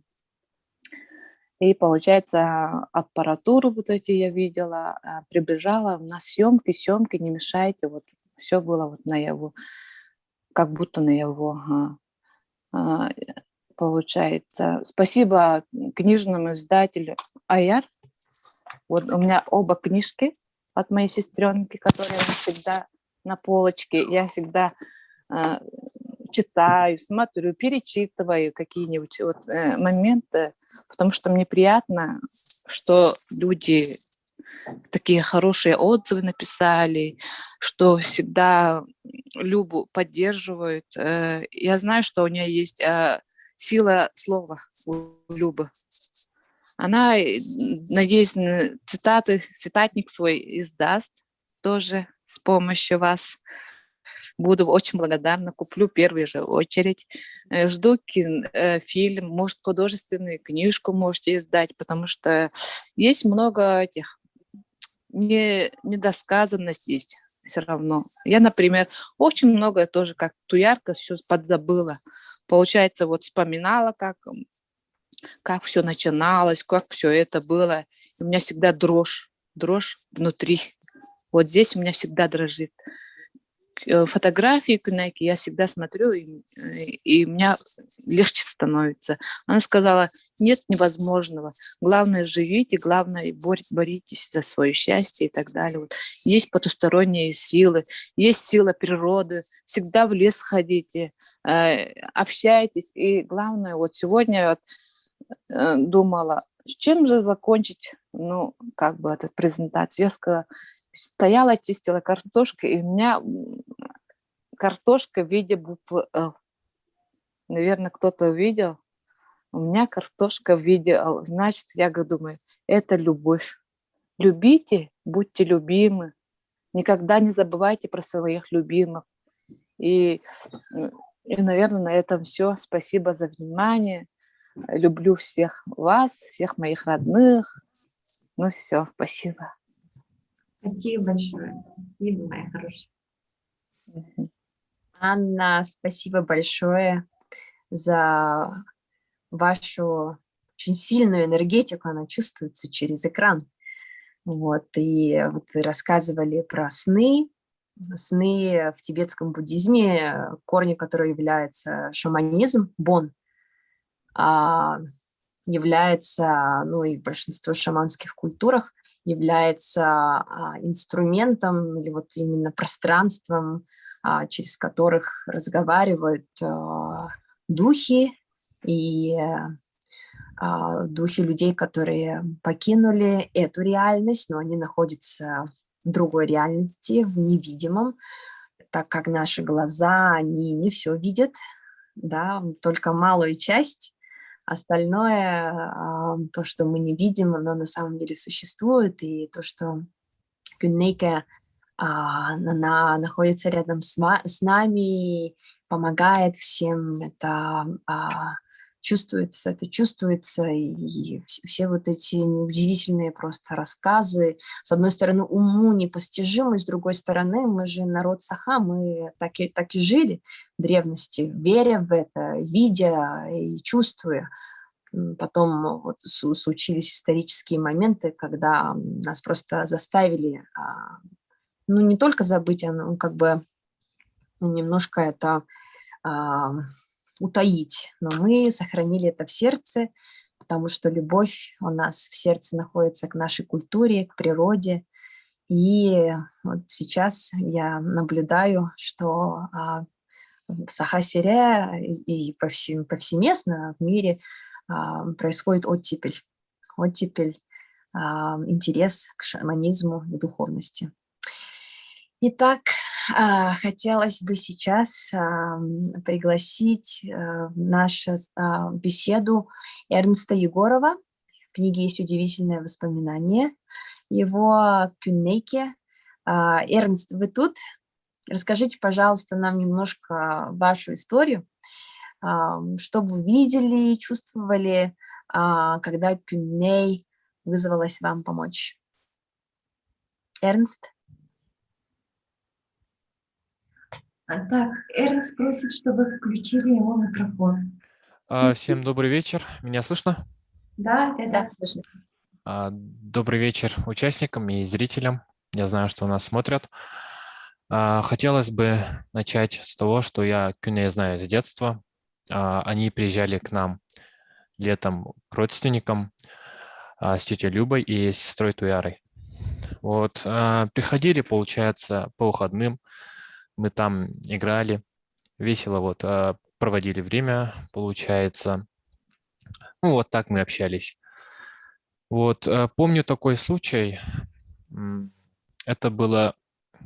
извиняюсь. Я еще помню так, что она вообще не говорила по-якутски, она только понимала. Вот. Я никогда не слышал, чтобы она говорила по-якутски. И вот случай был в 2014 осенью, да, когда они приехали в гости. Мы тогда с братом сидели в гараже, там стоял компьютер, и мы там тупо залипали. Вот, играли, и там зашла Кюнней. Там обрадовались, сидели, общались на русском, получается, потому что она вот по-якутски особо не говорила, только понимала, и вот нам пришлось общаться по-русски. Вот, и я тогда спросил нее, вот ты песни поешь на якутском, как это?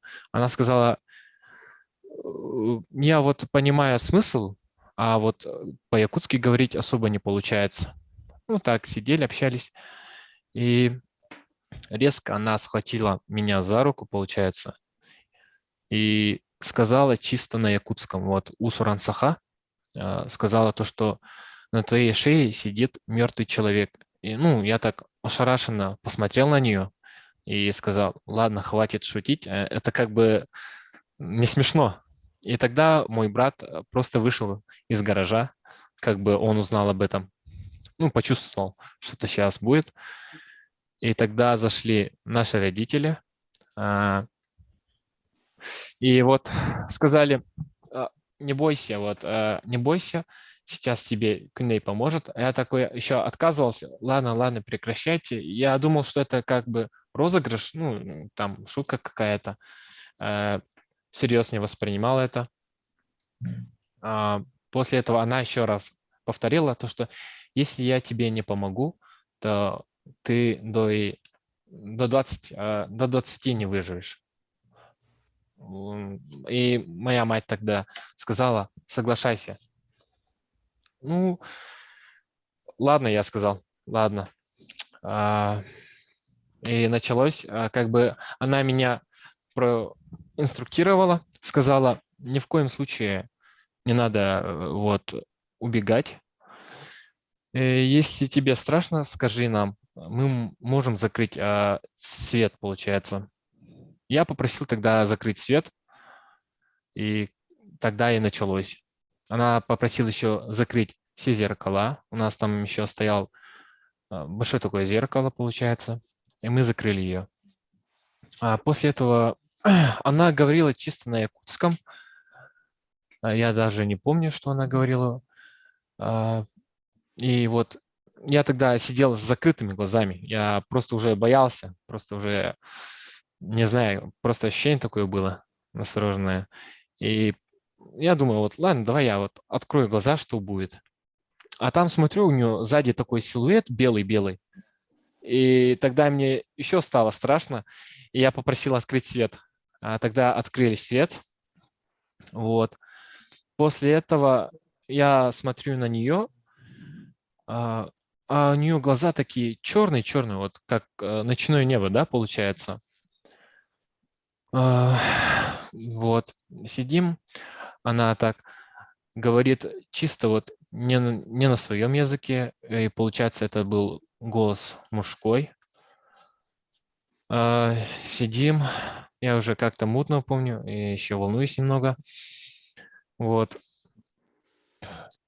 Сидим, а потом она упала в обморок, мы ее посадили в кресло, и после этого как-то скручивались у нее пальцы, и она головой как-то тоже скручивалась. Ну, вы, наверное, все смотрели фильм «Астрал», типа из этого фрагмент. И дальше что? И потом резко она закричала, получается, мое имя. И я тогда убежал к брату, обнял его, и я ему сказал: пожалуйста, не отпускай, не отпускай. Он такой согласился: не бойся, сейчас все пройдет. Тогда еще длилось, ну, минут 30, что ли, 40, я точно не помню. Вот. После этого я посмотрел на нее, она упала на мостик, получается, без рук. Она стояла так и выкрикивала мое имя. И резко так подбежала и своим голосом сказала: привет. А я вот сидел и ничего не говорил. Ну, просто я не мог вообще ничего говорить. Мне было настолько страшно, что я вообще голос свой потерял. И после этого все обошлось. Вот. После этого, как сказать, волнение вот слишком. Она еще спросила: ты же понимаешь, что я говорила? И еще спросила: блин, ты ничем не отличаешься от меня. Я знаю, что ты понимаешь, о чем я говорила, когда лечила тебя. Но я тогда и ничего не смог ответить, получается. Вот. После этого уже где-то прошло 2 года, что ли, и тогда мне брат позвонил, когда я еще учился в Якутске. И она мне вот сказала, что к ней стало плохо.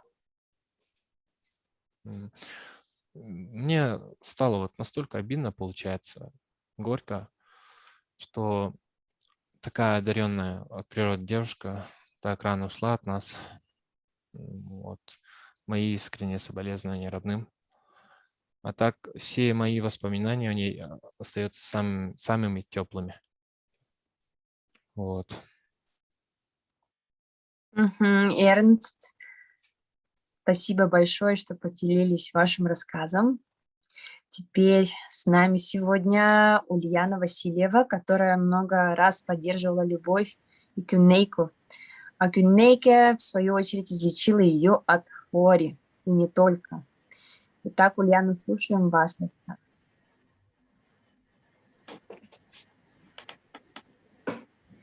Добрый вечер всем. Меня зовут Ульяна.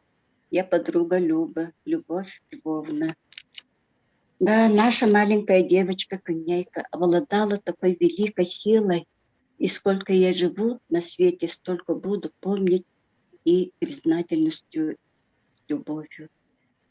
Я очень благодарна Куняйке за то, что я смогла для себя открыть тот мир тонкой материи, и твердит, что наши обычаи и традиции еще не ушли от ее, что есть тонкий мир и есть законы природы, которые нам не подвластны и которые мы должны чтить. Кюньяйка – это дочь моей подруги. И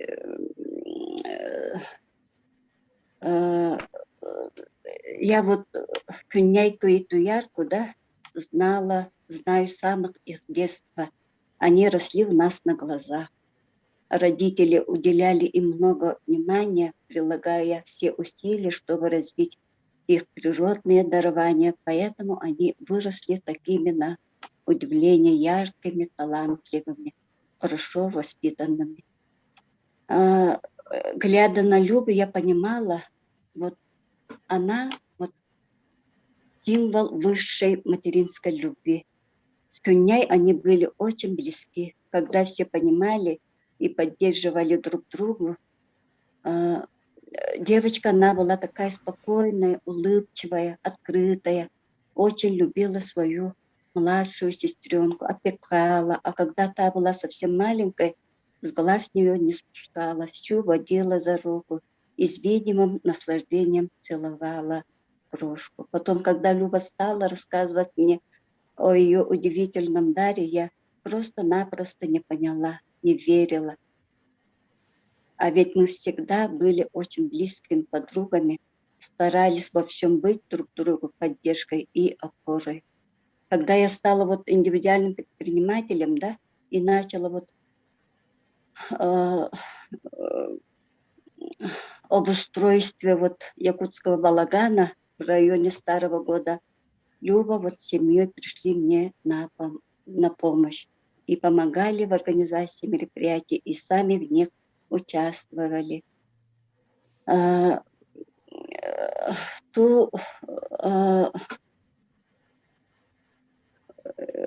Они вот, Степан, например,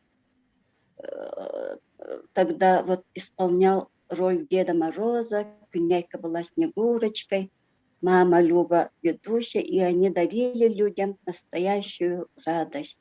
Настолько искренним было их веселье, и атмосферу они создавали добрую, праздничную, удивительную, теплую. Я вот бережно храню в своей душе все связанные с ними воспоминания, в том числе и о том, как прикоснулась к неведомому, увидела и незримое.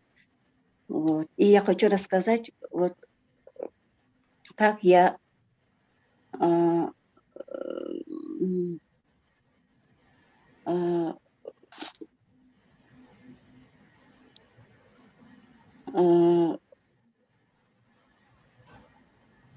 вот когда мне вот было трудно, да, вот, я обратилась к Кюньяйке за помощью. В то время, когда мне Люба рассказывала о Кюньяйке, я даже не могла представить, и для меня это было что-то отдаленное, и как-то особо я внимания и значения не придавала. Вот.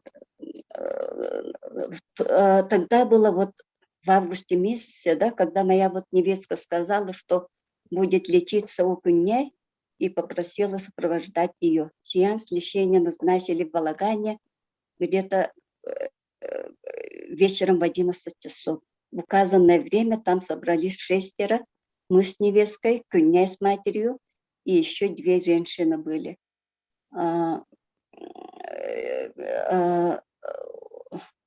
Тогда мы, усевшись вокруг стола, сначала поговорили, и она внятно, доходчиво, но в осторожных выражениях объяснила, что нас ждет, а потом сказала мне, если уж ты здесь могла бы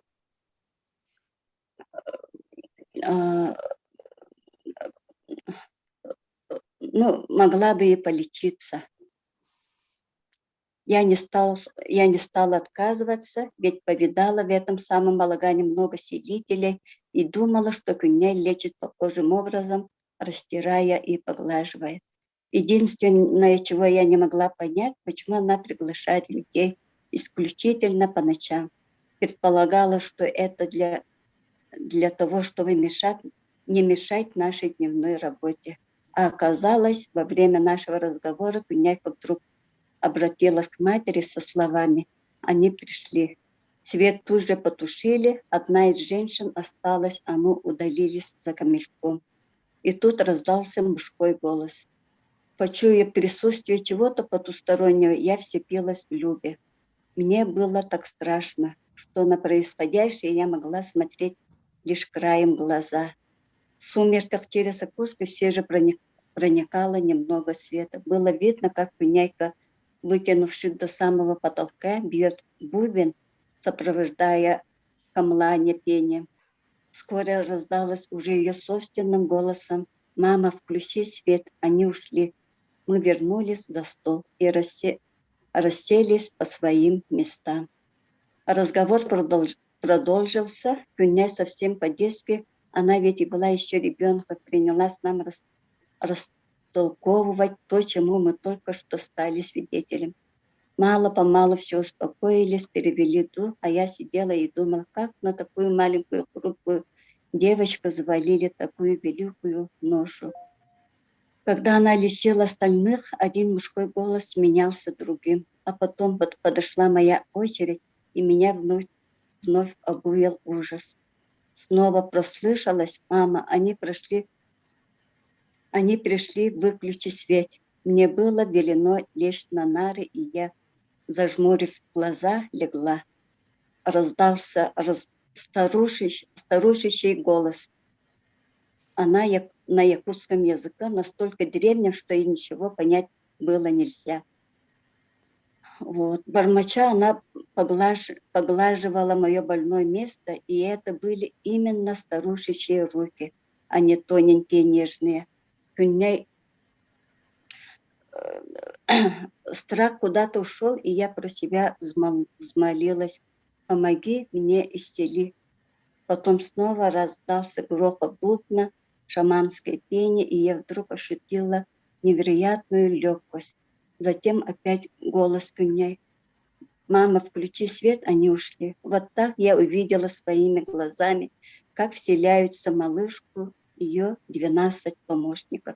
Даже сейчас, спустя столько лет, вспоминаю об этом, я все равно волнуюсь. Вот. Моя невестка после лечения у Куняй смогла наконец забеременеть и родила нам на радость внука. И я совершенно забыла о своей вот такой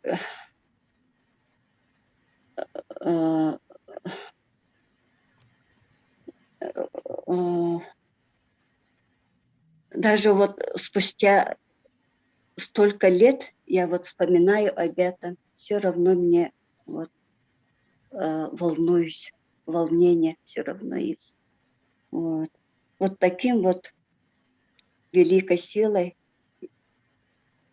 обладала наша Куняйка. Мгм. Действительно, исцеление глубокое происходит тогда, когда мы верим в чудеса и волшебство. Спасибо, Ульяна. Ульяне спасибо, и Эрнесту тоже спасибо большое. Ульяна вот спасала меня тем, что она предоставляла свой балаган для проведения вот таких сеансов лечения, да, потому что, ну, и нужен был балаган и еще камелек, да, и вот так она помогала, предоставляла помещение, и мы приходили всегда ночью.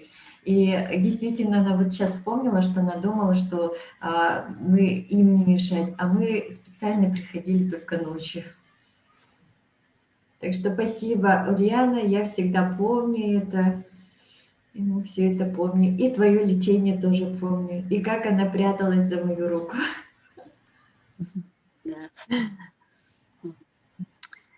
Когда начал раскрываться дар Куняй, Куняйка была совсем еще ребенком, которая хотела жить обычной жизнью, заниматься своей любимой музыкой, петь и дарить радость людям.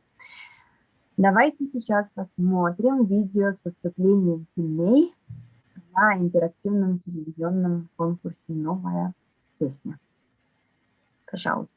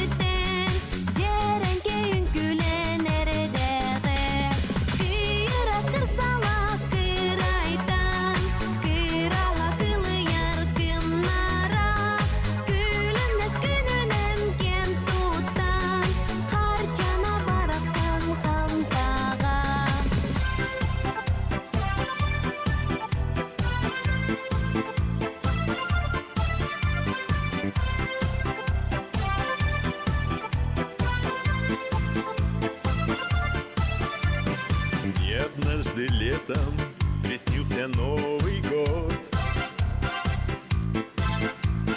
По зеленым травам Снегурочка идет. А ко мне с букетом из ромашек заявился Дедушка Мороз. И такой он мне ларец волшебный преподнес. Новогодние игрушки, свечи и хлопушки в нем. А веселые зверюшки мой перевернули дом. Завели веселый хоровод. До чего смешон лесной народ. И не верила, что все пройдет сказочным сном.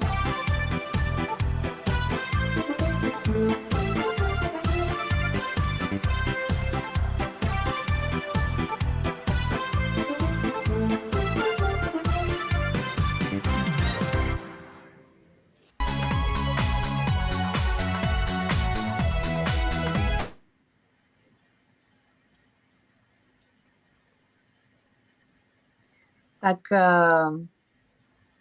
проникает в сердце голос Кюннеки.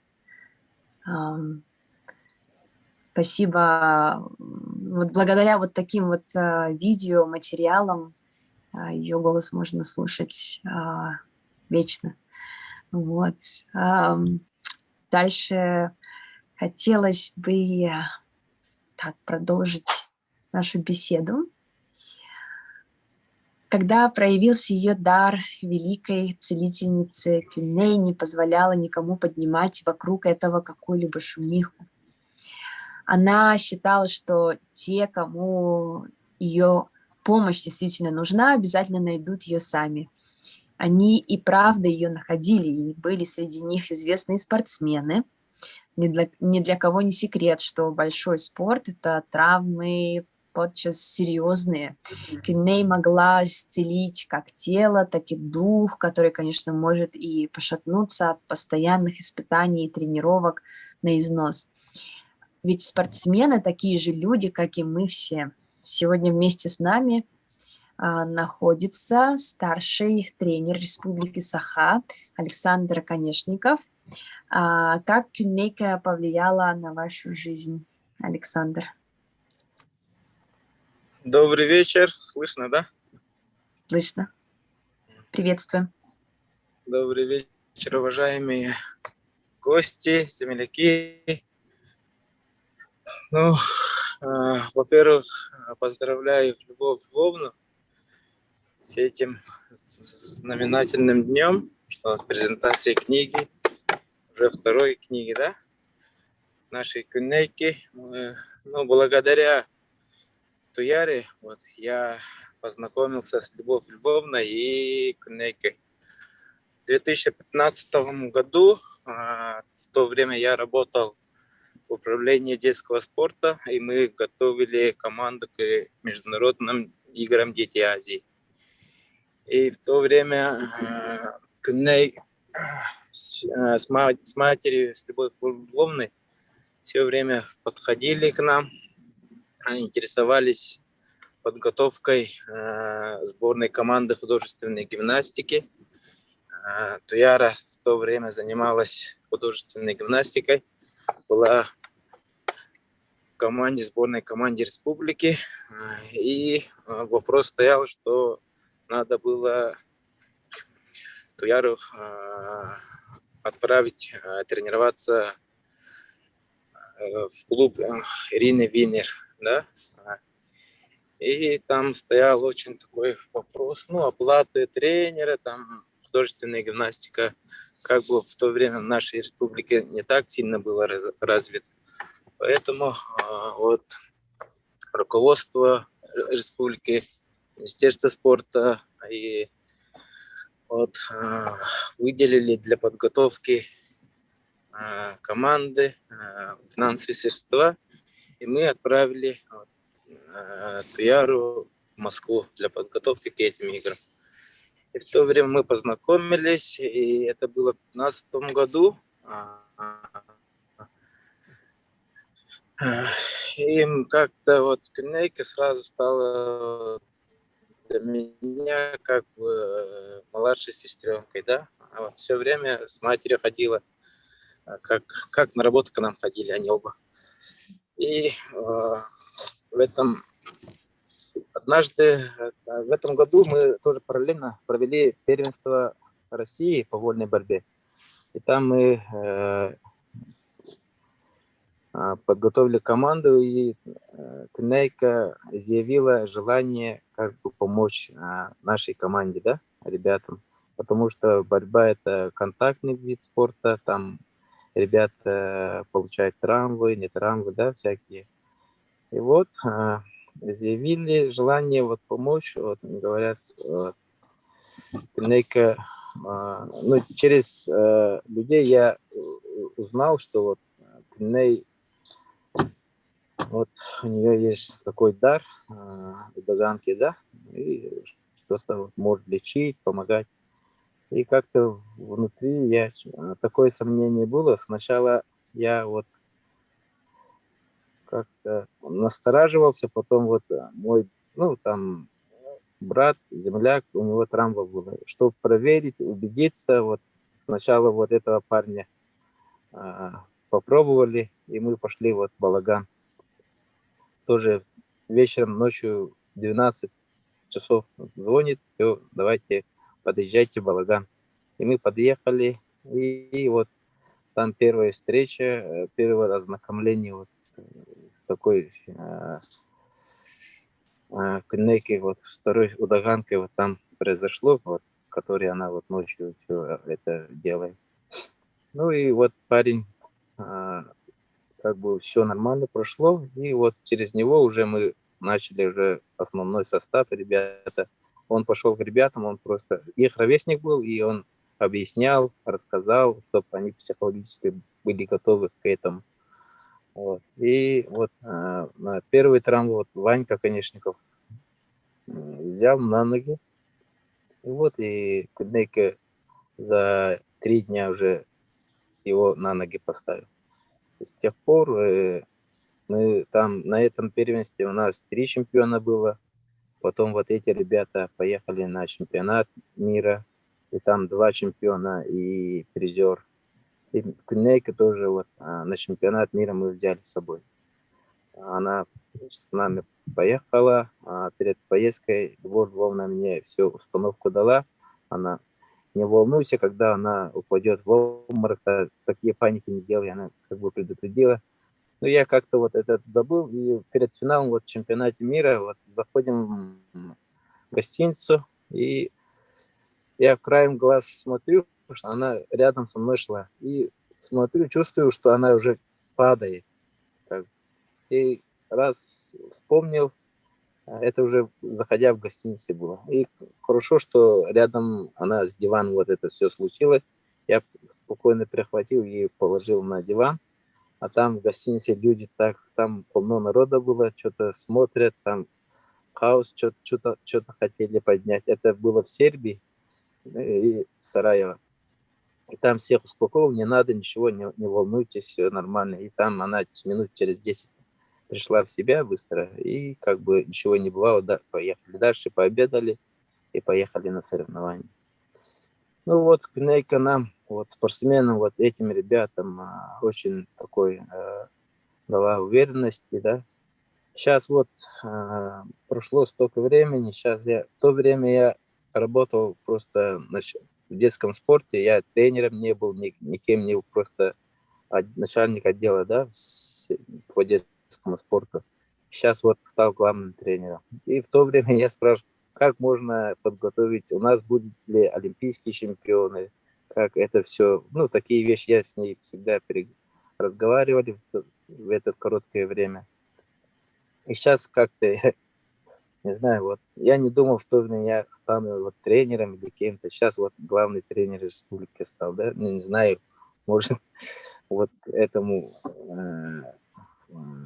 счастью, несчастью, ну, посмотрим, да, вот сейчас ребята вот недавно приехали с первенства России по молодежи, и вот 12 лет у нас не было золотой медали по молодежке, вот спустя 12 лет у нас первый, ну, чемпион России по молодежке стал.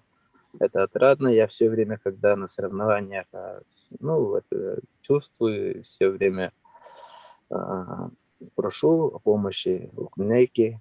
Ну, всегда на наших воспоминаниях, мыслях, она всегда с нами рядом.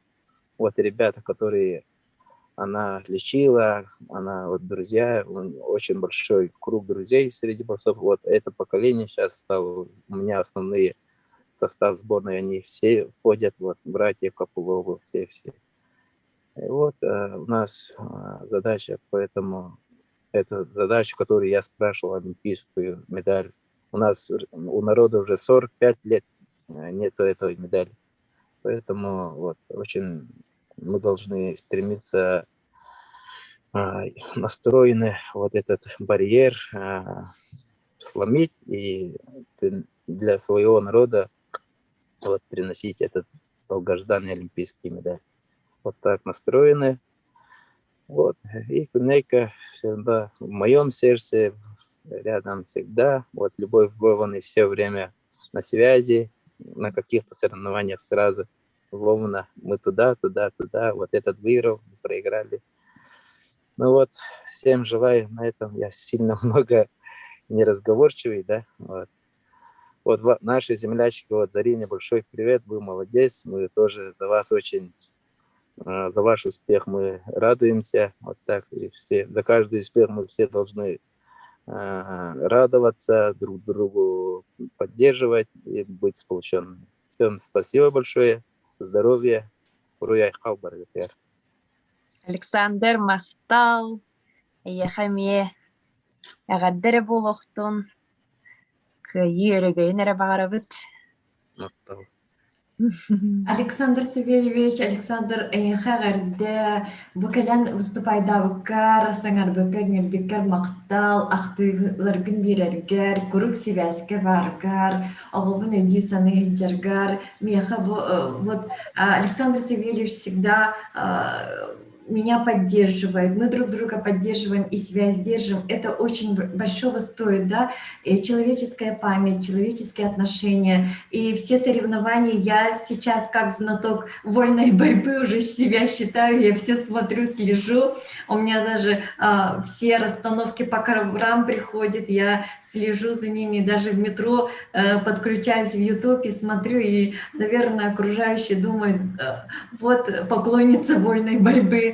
Но Кунейка любила этот спорт, да, это исконно, считала, что это исконно якутский вид спорта. Так что Александру Савельевичу желаю успехов, и пусть еще медали будут в копилку нашей сборной. Я верю и надеюсь, все так и будет. Действительно, неудивительно, что сильные шаманы, они сотрудничают с правительством и бескорыстно помогают всем нуждающимся.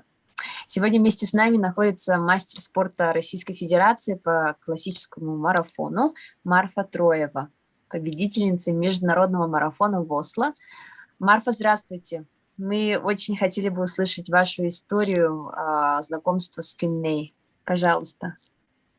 Так, здравствуйте. Меня слышно, да? Я без наушника? Да. Ага. Так, здравствуйте.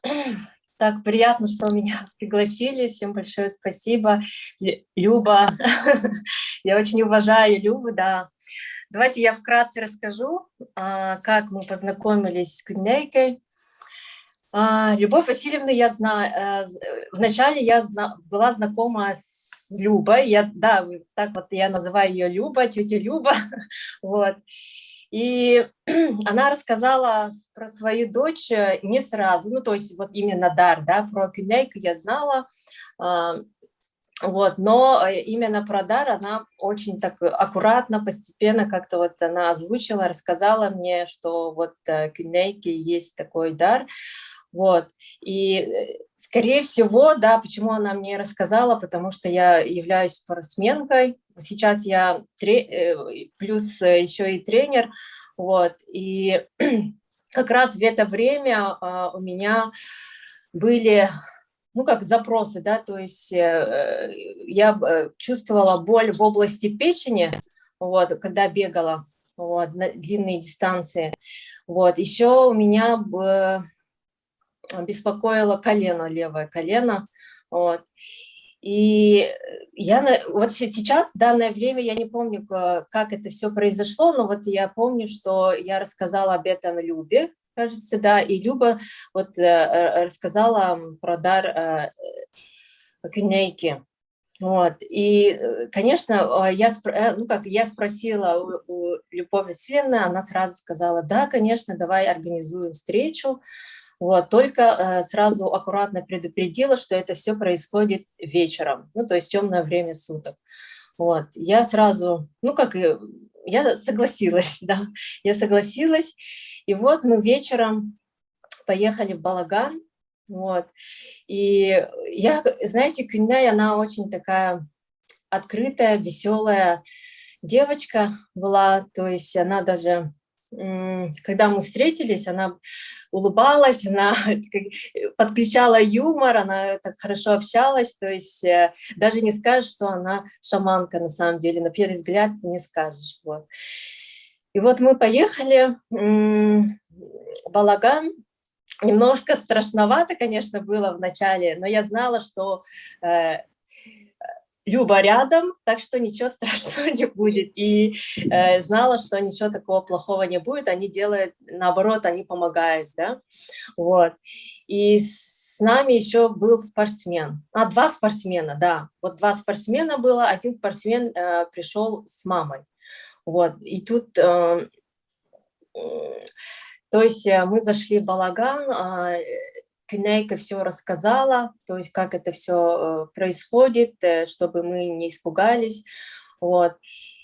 И потом, что-то она сказала, что почему-то вот люди, которые внутри, да, они не принимают кого-то. То есть мама одного спортсмена не зашла, то есть в Балаган, она находилась рядом.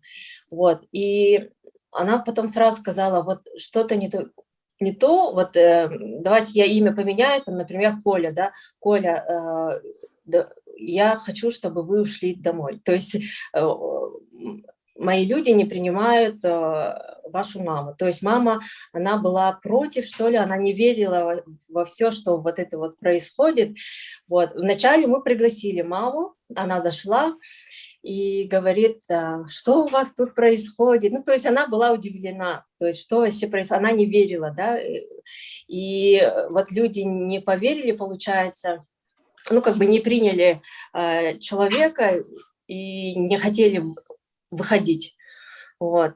В итоге вот Коля с мамой не смогли присутствовать, то есть их отправили домой, вот. И знаете, сразу вот, не знаю, 5 секунд прошло или нет, все, говорит Кюней, давайте выключаем свет. Вот, выключили свет, и все. Ну, то есть первая была я, и мне сказали, все, ложиться на спину. Вот.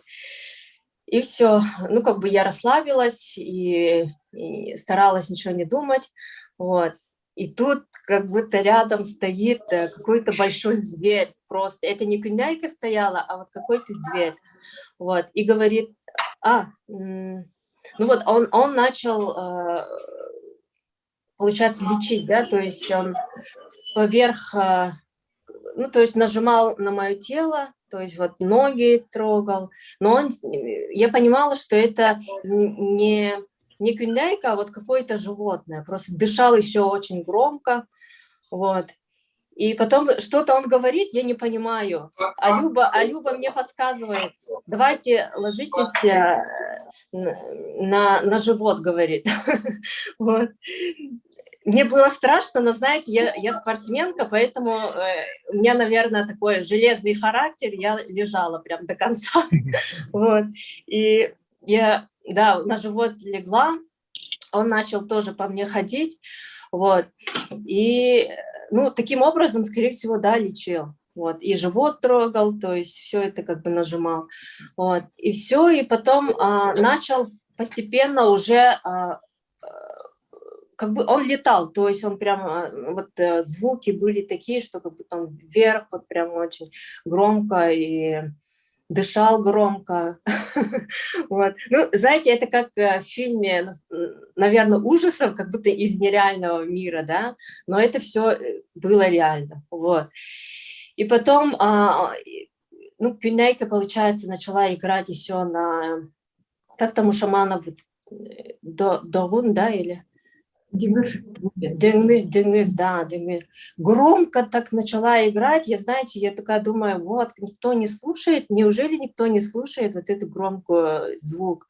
Она начала играть и летала прям, и ты лежишь, темно, и вроде бы не, ну, как бы, даже закрыть глаза не можешь, потому что, ну, как бы и так темно, да, вот. И потом резко такая падает и говорит: «Мама!» Уже такой тонкий голос Кюнейки говорит: «Мама!» И все, Люба такая: «Включите свет», включаем свет. Простите, пожалуйста, ага. Свет, куда мне выходить? Что? Еще раз. Еще раз, я не слышу.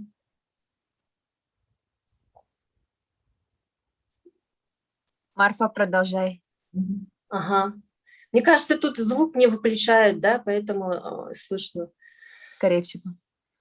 Так, вот. И потом Кюнейка начала спрашивать, ну, что произошло. Оказывается, она не помнит, да, не помнит, что происходит. Вот. И когда следующий уже спортсмена принял, знаете, как-то как будто там несколько же человек, поэтому ну вот Кюнейка приняла следующего человека, а там он ходил тоже рядом с нами, и почему-то он начал вот так вот держать мой шею, то есть как будто хочет душить, но он сильно не держал, то есть просто вот держал. И я потом поняла, знаете, что у меня часто, когда я пью холодную воду, у меня часто болело горло. Вот. И это на самом деле не совсем хорошо, когда ты готовишься, например, к марафону, и постоянно у тебя болит горло. Вот. И я никогда не, ну, как старалась не пить кефир, например, даже, и холодную воду до сих пор я не пью. Ну, то есть сейчас, если даже пью, бывает, ну, сейчас я еще 2 родила, получается, после всего этого случая, да, я мама 3 детей, вот, поэтому сейчас, конечно, немножко по-другому, но вот после того раза у меня больше горло не болело, вот, поэтому я поняла, почему он трогал мое горло, ну, то есть шею, да, вот, и все, ну, вот парня она приняла. Вот тоже вот так же происходило, но, знаете, со стороны, вот мы, получается, с Любой рядом сидели, я прям даже начала уже руку держать Любы, когда он ближе подходил, вот, ну, как бы все равно страшно, да, вот, и потом уже все закончилось, и также она играла, улетала, вот, и потом она рассказала, как все это происходит, поделилась, вот, что она чувствует после таких сеансов, да. Действительно, ей было очень тяжело, я это все видела, и как она переживала за всех, это прям, не знаю, и вот за Любу я очень тоже, да, за маму, она всегда рядом, и как она пережила, тоже ей очень такая отдельная благодарность за все это. И я очень благодарна, что она вот предложила мне, да, встретиться с Кюнейкой, увидеть такой дар. Не знаю, это не каждому, наверное, дано, потому что это действительно что-то не из реального. Вот. Но потом, оказывается, да, я поняла, вот наступая следующий день, ты уже забываешь, не то что забываешь, вот ты знаешь, что это что-то было ночью, но мягче ты переносишь. То есть у меня такого шока прям не было. Вот. То есть как-то вот именно цель шаманов, наверное, вот лечить людей и как-то вот... Это как роды, да, рождение детей, это тоже своего рода что-то из нереального, да, но мы принимаем это, и все это происходит. Такая же ситуация, мне кажется, с шаманами, то есть они лечат людей таким образом, и как-то вот это как будто так и должно быть, вот. Вот такое воспоминание, и потом еще момент, через год, я периодически, кстати, тоже в аккаунт захожу к Кюняйке, смотрю, листаю, вот, и через год мы с дочкой были как раз в Италии. Я выложила пост, ну, там фотография селфи была, и на фоне там дочка была. И вот я обычно смотрю, кто лайкает в Инстаграме. И тут я смотрю, Кюняйка лайкает. Я такая, как это? Кюняйка лайкает. И я хотела на самом деле сразу отправить, скриншот сделала и сразу хотела отправить Любе. Но потом, думаю, Люба будет волноваться сильно, то есть я не стала отправлять, отправила сестре. Ну, они родственники с моей сестрой, Люба, вот, по линии мамы. И вот я ей отправила, она тоже говорит, пока не надо отправлять, она это будет волноваться. Вот. И знаете, я прям удивилась, что она, оказывается, еще и посты смотрит, лайкает, вот. Это было, да, вот через год после происшествия, вот. Потом я постепенно, вот годы пошли, и Любе рассказываю, она говорит, да, вот она следит, ну, то есть, возможно, ей помогает, вот. И действительно, она очень сильная. Я спрашивала, кажется, у Любы, это... Вы ведете Инстаграм или бываете в Инстаграме Кюняйки, спрашиваю, а Люба говорит, нет, я даже пароль не знаю. То есть, ну, то есть я сперва подумала, что Люба зашла в аккаунт Кюняйки и там, может, тоже смотрит, лайкает. Вот, оказывается, нет. То есть это тоже очень такой факт нереального, да, вот. Вот такая вот история знакомства со мной, с Кюняйки, она очень, да, талантливая, еще очень хорошо пела, вот, и такой дар, как бы, не каждому, да, наверное, дано, вот. Вкратце так, мне вот прям сказали 5 минут, старалась уложиться, да. Ну, если есть вопросы, я готова ответить, на самом деле. Марфа, огромное спасибо. У меня короткая очень история. Я начала читать книгу на языке саха, которую мне Любовь Львовна отправила на электронку. И после нескольких мемуаров я вспомнила сразу твою историю, Марфа. Помнишь, ты была у меня на Маяковской в хостеле, гостила? Да. И мы с тобой как-то начали говорить про шаманизм. И ты мне говоришь, Зарина, есть на самом деле очень сильная таганка в Якутии. Да, я говорю, ага. Да, помнишь, да? Да. Ты мне рассказала вот это все в деталях, и я как раз-таки вспомнила, я еще не дошла до твоих мемуаров, я думаю, вот, наверное, Марфа мне как раз-таки рассказывала про Кюней, потому что ты мне тогда, когда я спрашивала, вот, скажи, кто это, как ее зовут, ты мне говорила, что нельзя говорить ее имя, это тайна, помнишь? Да, я, знаете, когда я начинала рассказывать про Кюняйку, я начинала волноваться, знаешь, даже дрожать, то есть это такое... момент, то есть я считала реально, вот на самом деле надо же рассказывать, но в тот момент, когда вот именно когда свежее было, как-то мне страшно было, вот, и очень здорово, что сейчас в данное время все это рассказываем, и рассказываем, что есть действительно такие люди, и о которых надо, наоборот, рассказывать. Сейчас мне намного легче стало, знаете, а то раньше как будто я рассказываю что-то, не должна рассказывать, вот. А сейчас мне намного легче стало, вот. И столько людей, которые вот про Кюняйку рассказывают, это очень здорово. То есть действительно наша девочка помогала людям и до сих пор продолжает как бы быть на связи. Да, действительно очень сильная. Вот. Спасибо, Марфа. Надо А, спасибо большое. Александр Жирков, мастер спорта Республики Саха, тоже лечился у Кюней. Александр, вы с нами? Так, по ходу его нет, он не успел. Тогда вот Савелия Борисова. Включите, пожалуйста. Да. К нам присоединился, да, Савелий? Савелий Борисов, он тоже лечился у Кюней. Пожалуйста, поведайте нам свою историю. Здравствуйте, здравствуйте. Всем привет. Привет, Всем Савелий. привет общеякутянам. Меня зовут Савелий Борисов, 25 лет. В общем, расскажу свою историю вкратце. В общем. После больших успехов в спорте я столкнулся с черной полосой по здоровью и по самочувствию. На тот момент мне было 19. Все мои друзья знали, что у меня есть затруднения по здоровью, и, советуя с ними, задумывались о якутских силах, шаманов и удаганов. Но не решался и не действовал. Все и так и забывалось в общем. И в один день летом, июль 2015, мой близкий товарищ сказал мне невзначай: брат, тебя приглашает Удаган. Именно тебя, даже имя сказали твое. Хотя им про тебя, про меня он лично не говорил про них. Даже мое имя не упоминал. Но он сказал, я у него расспросил, он сказал, меня это как-то сначала встревожило, что ли, затем обнадежило.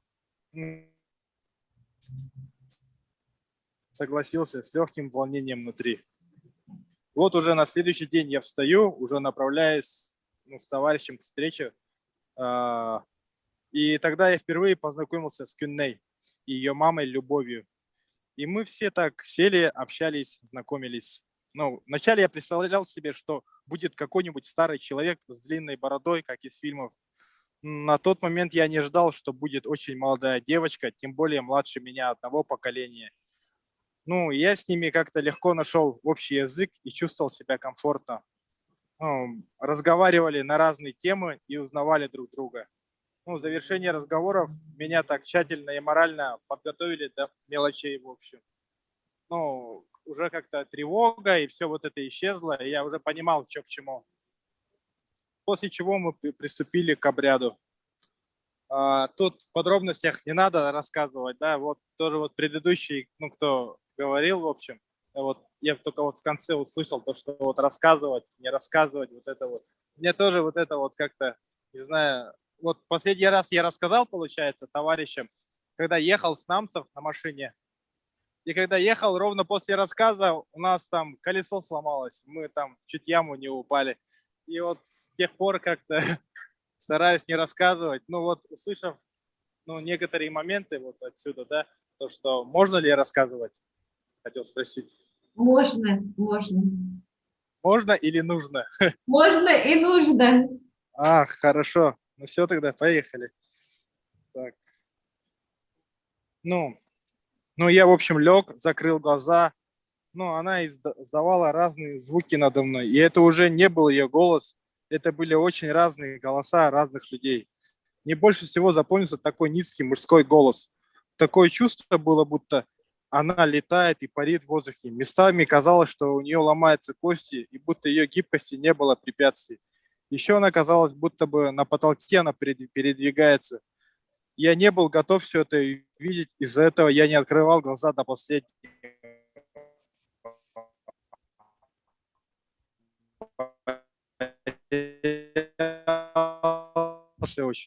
Тот самый говорил мне обычные вещи, как «поверни». И мы находились в таком помещении, где нет света с улицы. То есть, получается, тот же самый балаган. Через закрытые глаза с края потолка, по крайней мере, мне это казалось, я помню, что был свет какой-то маленький такой. Может, это щель, не знаю. Самый волнительный момент в обряде был, когда какой-то противный голос звал меня. Это, как-то мне запомнилось, будто бы это какой-то, грубо говоря, черт. Плохая аура во мне. И вот эта плохая аура, вот я будто бы с ним общался, больше он обращался ко мне, как бы мы его выгоняли из себя, получается. И он мне говорит, типа, брат, ты хочешь меня кинуть, типа, минки дай дарыгнанда, деп курдук. Бача ныргал бахири, шоулан, хаян, хаджан, деп курдук. Хочу бы пытын, деп курдук, это мамнек. И после чего, что мы прошли, не кидай меня, не избавляйся от меня, дир это. Мне моментами хотелось встать и посмотреть на это, но чувство осторожности останавливало меня. И потом, впоследствии, его голос утихал и утихал, ну, будто бы все уже, мы выгоняли его. И в конце все закончилось, я с легкой, ну, как-то легко так стало как-то. И выяснилось, что у меня как бы плохая аура. То, что вот люди ходят, как бы в лицо здороваются или там и так далее, говорят хорошее, а внутри, ну, бывает то, что, ну, думают о плохом. Ну, в общем, это был сглаз, негативная энергия от людей. Ну, будто бы я все это в себе носил, в общем. Вот. Ну, после чего мы поехали в Бургер Хит и дружно уничтожили свою еду, в общем. Ну, на такой позитивной ноте все закончилось. А так, очень жаль, что Кюней ушла от нас совсем очень рано, не увидев жизнь. Ну, вообще, это очень рано получается. Но, несмотря на все, она была очень веселой и позитивной девочкой. Вот. Как-то так. Савелий, спасибо. Спасибо, что присоединились к нам. Сейчас хочу дать слово подруге Кюнейке Любови Павловой.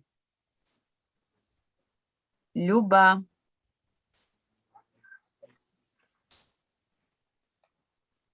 Так, Любушка Павлова, Любушка, ты здесь? Так, ну, может быть, Любушка еще вышла, тогда Майя Винокуровой. Майя. Вот мы с вами услышали людей, которые в большей степени знали Кюней как обладательницу тайного дара, несущего спасение и облегчение тем, кто нуждается в помощи. Прочитав книгу, многие поверили в существование высшей силы, и есть и те, кому книга помогла раскрыться. Сейчас я хочу передать слово Майе Винокуровой. Привет всем, особенно маме. И большую благодарность выражаю издательскому центру «Аяр», что пригласили меня рассказать о великой шаманке Кюнейке. Меня слышно, да? Да, слышно. Я очень сильно волнуюсь. Ну, о Кюнейке, а кто же не знал о Кюнейке? Она была маленькой звездочкой, которую знала вся республика. Я лично радовалась за ее победы, всегда за ней наблюдала и думала, что хорошо, что есть у нас такие маленькие талантливые принцессы, которые прославляют нашу республику. Я всегда радовалась ее успехам и гордилась, конечно же. В 2013 и до 2015 года мне удостоилось участвовать с ней в проекте, который «Страна РР» назывался, нашей республики. Я раньше пела тоже. Во время, хочу рассказать, ну, я всегда удивлялась, как такая маленькая девчушка для нас, мы были гораздо старше ее, вместе с нами, со взрослыми людьми, вместе с нами, вообще ни разу не капризничая, не выражая ни своего недовольства, всегда работала на полный максимум, всегда отдавалась. Иногда репетиции продолжались до глубокой ночи. Я всегда внутри себя ее называла маленький боец. На сцену она выходила, было для меня, наверное, ну, кажется, для всех. Выходила она, как будто сзади нее какая-то сила. Я это чувствовала всегда. Она выходила на сцену как боец. Я хотела сказать об этом. Однажды я 2 раза помню об инцидентах, которые произошли во время репетиции. Это было в Тюзе. Во время репетиции, там была, кажется, репетиция «Голубого огонька». И мы там до глубокой ночи тоже репетировали. И мы с ней вместе там танцевали. А Кюнейка, кажется, пела, а мы танцевали. Были как бы под танцовкой. И однажды она сильно упала в обморок. И прям как застыла. И меня удивило то, что никто не собирался вызывать скорую, никто так особого этого. Это было как, что ли, в порядке вещей. Я думаю, что на самом деле в это время наш руководитель знал об этом и, не создавая никакую панику, всегда звонили маме Любови Львовне. Потом ее без никакого шума увозили. Меня это очень удивляло всегда.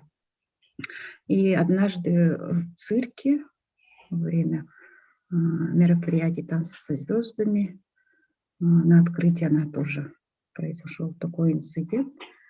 И я очень сильно потряслась и удивилась. Ну и был такой слух, однажды мы у нее даже спросили. Мы катались на машине, подвозили Кюнейку домой. Моя подруга, ныне покойная тоже, Ульяна Стручкова.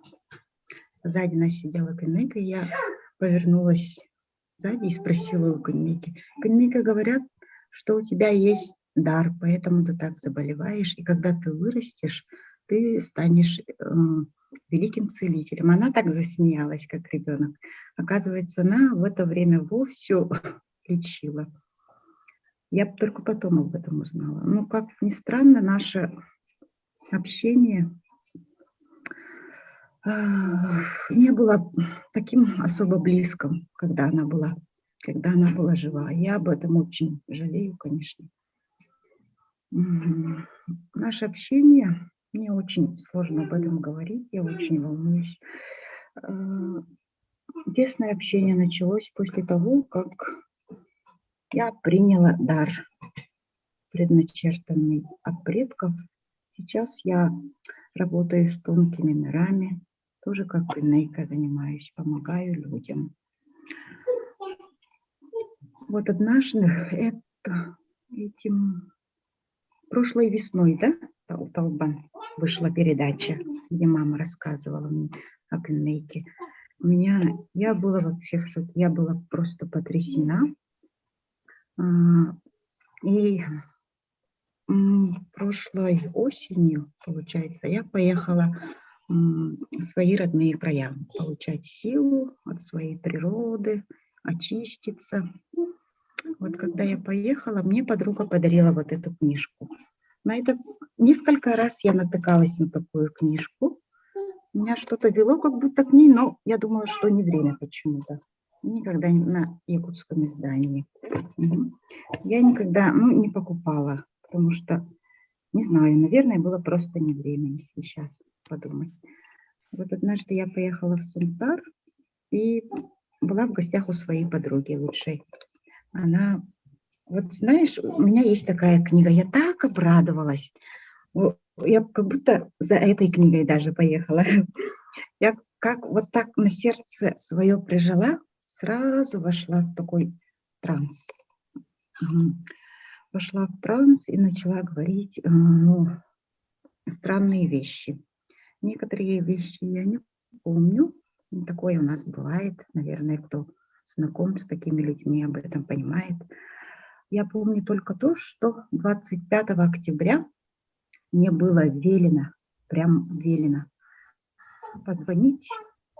Кюнейка говоря, позвони моей маме 25 октября и попробуй только не раньше и не позже. Я так взволновалась. Я вообще не знала, например, маму Кюнейки, Любовь Львовну. Один раз только помню, в мэрии мы сидели, разговаривали, когда получали гонорар за выступление, там на площади какой-то. Кажется, на Орджоникидзе. Да.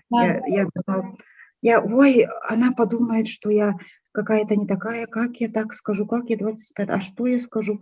Но мне не было сказано, о чем я должна сказать, но я точно знала, что если я не позвоню или не дам о себе знать Любови Львовне, то что-то будет не так. И вот наступает 25 октября, я приезжаю в город, я не сплю, не ем, ничего не могу, ни о чем думать, все время о Кюней думаю. Вот, и решаюсь собираюсь силами, беру телефон в Инстаграме и начинаю писать Любови Львовне. А вот когда я пишу, я так боюсь сижу, как будто руки у меня онемели. И я думаю, ну ладно, не напишу, чего уж будет-то. Не отправлю, сидела, думала, а вдруг сообщение само отправляется. Я так запаниковала, а еще я хотела еще удалить, что ли, что-то там сделать. А вдруг вообще набирается еще на тебе видеозвонок. А я вообще испугалась, телефон выключила, потом обратно включила, потому что было велено, включила. И так я начала свою связь с Любовью Львовной. Потом мы с ней созвонились 25 октября. И как оказалось, потом я узнала, 25 именно октября обратились люди, которые нуждаются в ее силе. И через мать свою, Кней, она им очень помогла, очень сильно помогла. Не буду вдаваться в подробности,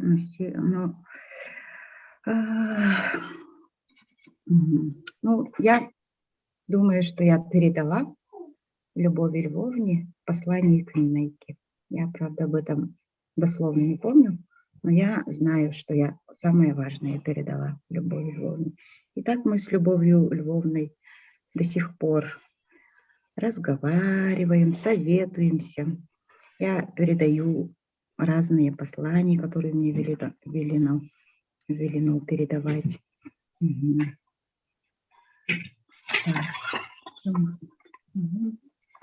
Ну, я хотела бы поблагодарить маленькую, для меня маленькую, улыбчивую девочку Кнейка, которую до сих пор, я думаю, что таких, как нас, много. Если вы слушаете меня, пожалуйста, верьте в себя, в своих предков, почитайте природу, пожалуйста, и начинайте помогать людям, как бы это ни было тяжело.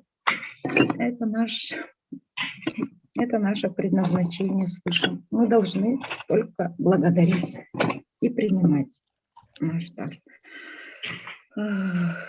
Хочу выразить искреннюю благодарность Любови Львовне. Я даже представить не могу, как она пережила все это. От бойца рождаются бойцы. Люба, я хочу сказать, теперь, когда Кнейки нету, что ты боец, что у тебя все будет хорошо, что у тебя все получится. Спасибо тебе за все. Я всегда, кого встречаю, всем тычу вот эту книжку. Бегом, идите быстрее, покупайте, потому что эту книгу я называю Харасхал. Если у вас эта книга, с вами ничего плохого не может случиться. Вы под очень большим благословением находитесь. Вот сколько мы почитаем нашу Кнейку, сколько растущему нашему поколению о ней рассказываем, столько будет ее сила помогать нам. Я вижу ее силу во всем. В свете, лучах солнца, в взмахе крыльев птиц, в воде, везде, во всей стихии я слышу Кнейку и ее послание. Я хочу поблагодарить Кнейку еще раз, что она верит в меня и передает, и помогает в моем трудном пути разобраться с самыми запутанными ситуациями и помогать людям. Махтал. Махтал всем, кто слушал. Надеюсь, вы поняли мой сумбурный рассказ. Желаю всем счастья. Верьте. В вере есть сила. В вере наша жизнь. Майя, огромное спасибо. Слушая ваш голос, я впала в такое немножко измененное состояние. И потом вот это вот эмоциональное присоединение с миром невидимым. Спасибо огромное. Спасибо огромное, что передаете нам много информации. Майя, хочу сказать слова благодарности, да, потому что Майя, я же говорила, что я ждала твой звонок. Я знаю, и Я хотела вам позвонить. 3 дня мне Ника не давала спать. Позвони моей маме, позвони моей да, маме. и те послания, которые Корней отправляет, я знаю, я верю, и вот у нас такая вот с Майей невидимая связь, которая нас сближает. Я на расстоянии ее чувствую, я очень близка к ней, и она близка ко мне. И за все это, вот за то, что позвонила, за то, что она пишет мне, за то, что она меня поддерживает, я через камеру столько слов благодарности, теплоты еще не смогу передать, но я тебя очень люблю. И спасибо тебе за все. Спасибо. Я тебя тоже очень люблю. Спасибо, что пригласили меня и разрешили мне рассказать обо всем об этом. Спасибо. Я вас люблю. Я тоже. Спасибо, Майя. К нам присоединилась подруга Кюнейки Любовь Павлова.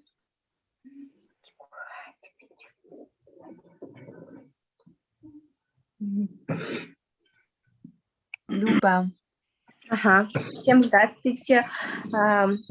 Передаю большой всем привет, тете Любе поздравления, и хочу, чтобы вы всегда оставались такой же доброй, сильной. Я вас очень сильно люблю. Вот. И хочу начать свою историю. Мне я узнала от папы и подумала, что он вообще уже куку. Ну, я всегда интересовалась вот всякими экстрасенсорными, ну, вот такими вот вещами, но я в то же время скептик, и я спросила у папы, а может она меня принять, ну, чтобы на самом деле проверить, так ли это или нет. И вот она сказала, да, пусть приходит, и я пошла с сестрой и с мужем. Ну, тот сеанс был такой. Она сказала, у вас ничего плохого нету, просто нас очистила, алгста быта, и все. И потом вот мы ходили с нашим другом, вот Савелием, и вот, ну, он как-то вот рассказал об этом в таких, ну, на самом деле было очень страшно, и на самом деле это навсегда осталось в моей памяти, так как я никогда такого не видела, никогда такого не чувствовала, и вот, ну, она начала его лечить, мы сидим, я, тетя Люба и мой муж, и сидим, ну вот проходит, вот она его лечит, что-то, я даже уже плохо помню, и вот самое то, что мне запомнилось, я видела прям своими глазами чертика, ну вот как маленького такого худого, как в фильмах бывает, так я и видела, прям. И я думала, может, я что-то себе вообразила, но потом, когда мы все уже разговаривали, это видели и слышали все, и он вот к Савелию обращался, не бросая меня, потом бегал возле нас, дергал нас за руки и говорил, возьмите меня к себе, возьмите меня к себе. Ну, конечно, это было очень страшно, это вообще было как-то непередаваемо, я не знаю, как объяснить даже это. Мы просто сидели все за руки, не отпускали друг друга, он прям вот так за вещи нас тянул и говорил, возьмите меня, и, ну, вообще, и, ну, вот, а потом еще слышалось, как из нее что-то выходит, как ее рвет, а потом, когда свет уже включили, ничего, все было чисто. Вот, ну, это все я рассказала в книге, можете почитать. Вообще хотелось бы сказать то, что Кюней была очень доброй, чистой, лучезарной девочкой, и вот мы с ней были знакомы только, я человек, который пришел проверить, да, настоящая ли она шаманка, правда ли все это то, что мне рассказывает отец, я просто была в шоке, и мне потом было очень стыдно за то, что я могла думать, то, что это какой-то обман или что, и вот как и в книге, вообще могут очень много тоже негативных отзывов. Это просто, ну, зачем людям врать, зачем говорить какую-то неправду, поэтому хочу сказать тете Любе, держитесь, не обращайте внимания, злые языки всегда будут, и вообще есть карма, поэтому все у нас будет хорошо. И, ну вот главное, да, я думала, может, она берет какую-то плату, деньги за то, что лечит. Ну как человек может лечить и за это ничего не требовать, да? Потому что мы же привыкли, мы идем к кому-то к гадалке, там, например, там определенно есть какая-то сумма, например, заплатите за столько-то, столько-то, а Кюне не брала ничего, она все делала от чистого сердца, ей не нужна была какая-то выгода во всем этом, и вот она очень такой чистый, светлый человечек, и вот за 4 месяца, как мы были знакомы, мы очень подружились, но мы были знакомы только 4 месяца. И вот как-то на 40 дней мы ездили на кладбище с тетей Любой, и мы поехали на 2 машинах. И тетя Люба едет перед нами в другой машине, и резко машины нет нигде. Мы потерялись, и я звоню, она говорит, да вот за поворотом, как вы нас не видите, а там вообще ничего, машина просто пропала. Ладно, мы сидим, ждем, и через какое-то время вот реально просто направо мы посмотрели, и там было кладбище камней. И мы так подумали, что она сперва хотела побыть с семьей, и потом уже только пустила нас к себе. Вот. И хочу сказать людям, чтобы вы верили, уважали традиции и никогда не думайте ни о ком плохо, не желайте людям зла, будьте добрее. Вот. И сейчас я передам слово моему папе, от которого я узнала, собственно, книгу. Здравствуйте всем. Я очень коротко расскажу, как я познакомился с Кюнеей. Ну, была необходимость мне. Я был старшим тренером. Надо было бороться у себя в Якутске. Поэтому вот я думаю, что именно верхние силы, невидимые силы, направляли меня к Кюнею. Я встретился с ней. Но сперва мне министром тогда работал Михаил Дмитриевич Гуляев. Спасибо ему. Он как-то по телефону мне звонит, надо, говорит, встретиться с девочкой, говорит. Ну, раз надо, министр звонит, значит, надо. Ну, мы встретились, соответственно, проводились тренировки в этом Триумфе, большом арене. И там сидит девочка, я думал сперва, что это шаманка, это Любовь Львовна. Она говорит, смеется, говорит, нет, это не я, это вот она.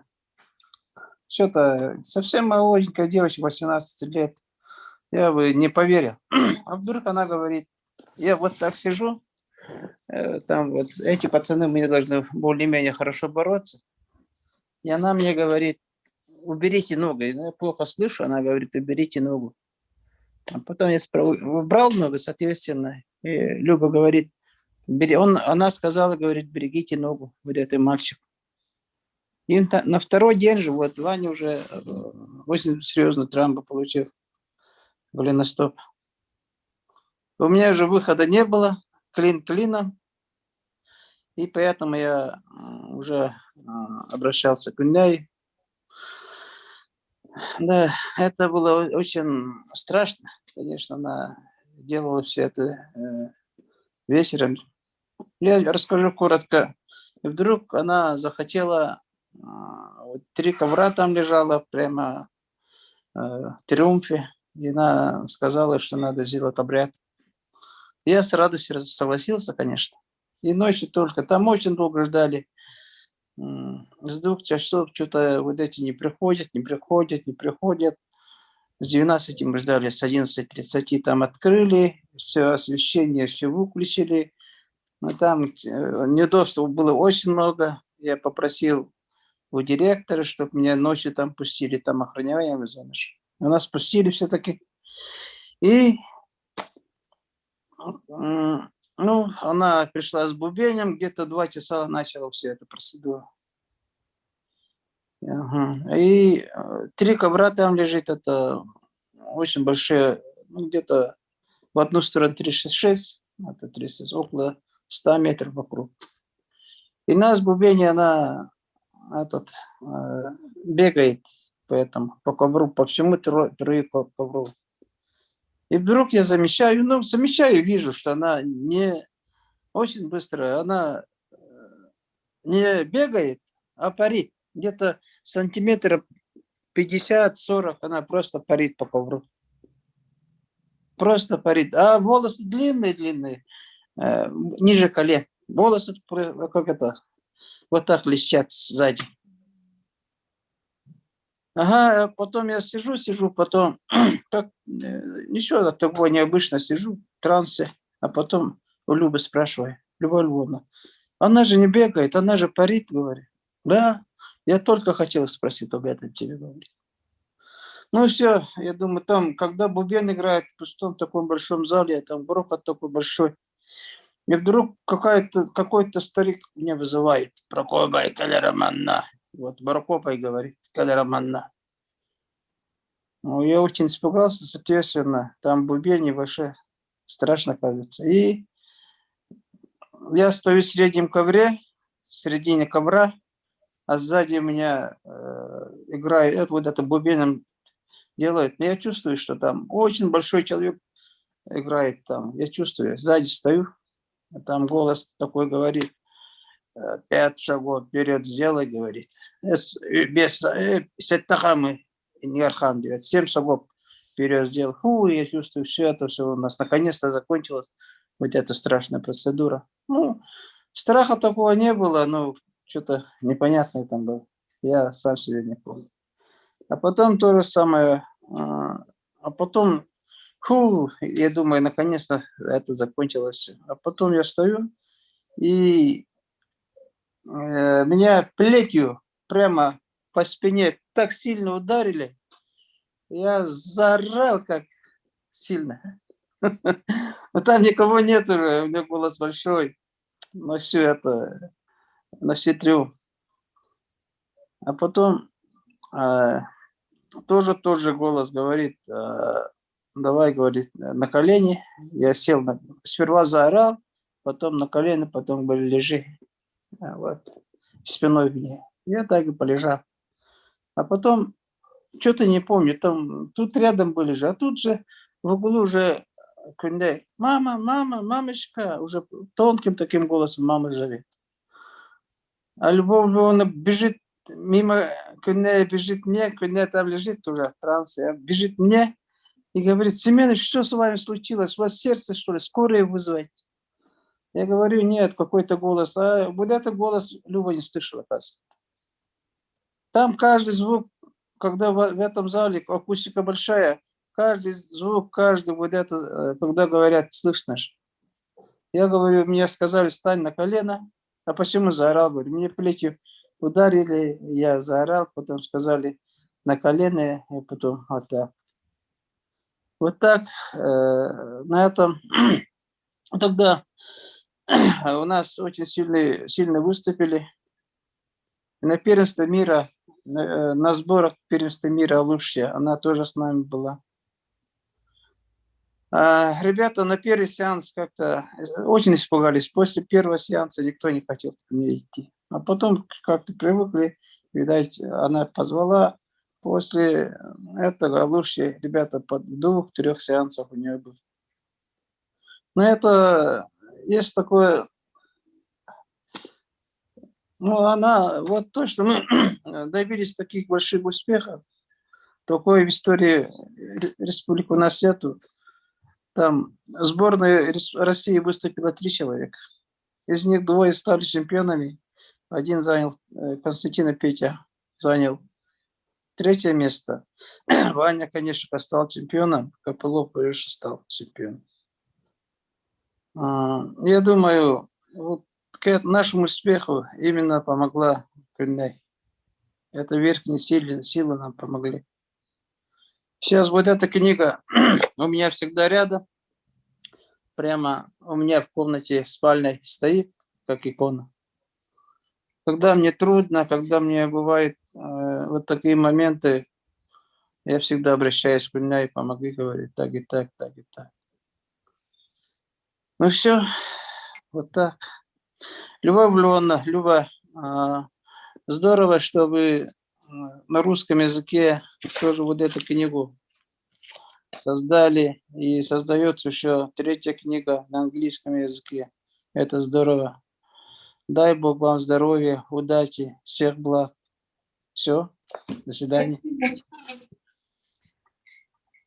Прокопий, огромная благодарность за увлекательный рассказ, за истории.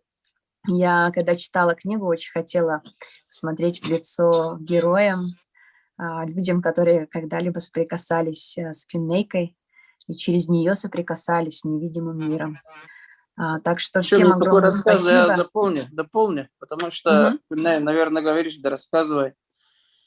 И да, на похоронах тоже такое отношение. Все мои пацаны были, я был наверху, туда потом отправился у себя на дачу, думаю, не поеду. Все, везде был, на поминку, да, думаю, не поеду. Уже там было часов 6, уже поздно. Я думаю, не поеду. Как раз у меня я думал, поехать, не поехал, на может не поехал. Сижу, и вдруг на кухне у меня вот кулиш вот такой, замок вот такой. Она прямо вот так делается. Тук, и открывается двери. И с большим таким хлопком она также закрылась. Там ветра ничего не было, сквозняка не было. Я смотрю, все окна закрыты. Ну, я стал проверять. Открыл все окна, открыл все форточки, веранду открыл. Вот эти двери поставил немножко вот так. Она же хлопнулась. И давай сижу, жду. А нет, никакого сквозняка, ничего не было. Аж Диодора был, там лежал и стал. Что случилось? Что же хлопок такой большой?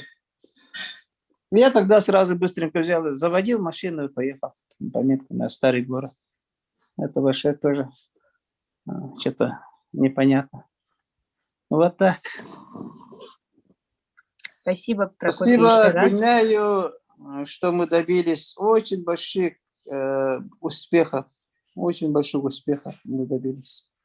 Сборная команда республики, сборная команда России. Тогда вот это здорово было. Я чисто верю, это не только наши тренировки там помогли именно наши предки, там помогла Кюней, что-то позвала, что-то сделала. И наши пацаны, те, кто там боролись, все так говорят. Не я, там в книге прямо написано. Они говорят, что именно вот Кюней нам помогла. Вот. Все. До свидания. Спасибо еще раз. И огромная благодарность нашим всем участникам, гостям, которые сегодня поделились искренне их увлекательными, удивительными, просто уму непостижимыми историями. И на этом у нас первая часть презентации заканчивается. Теперь, перед тем, как приступить ко второй части, к ответам на вопросы, давайте посмотрим видео с выступлением Кюней.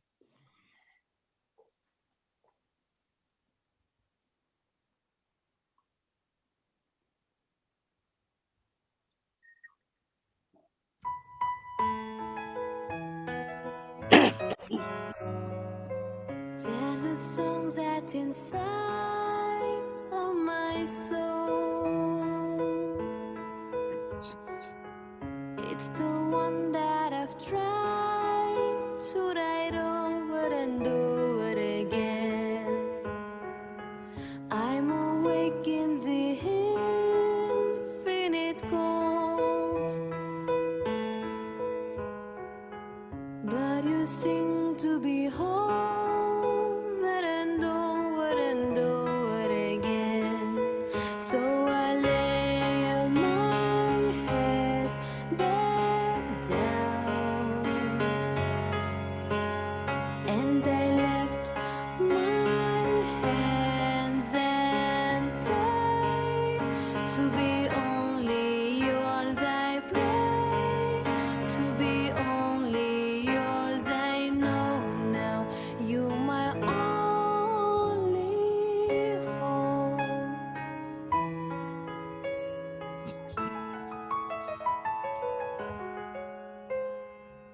Sing to me the song of the stars.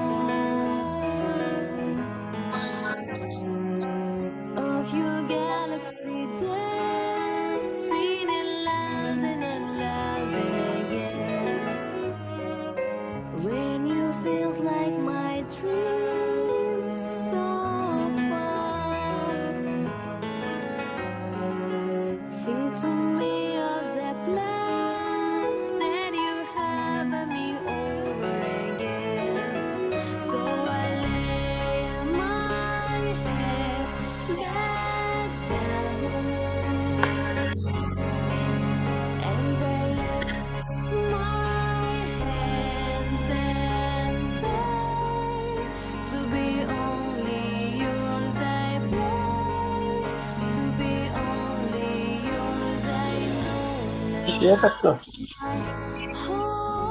Кем уберем? Да?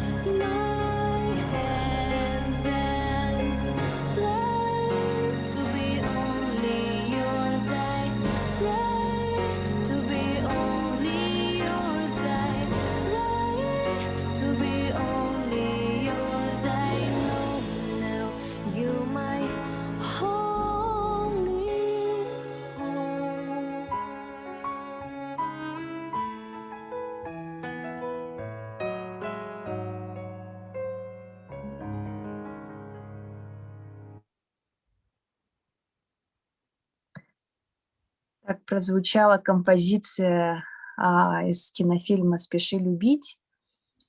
Там очень грустная история.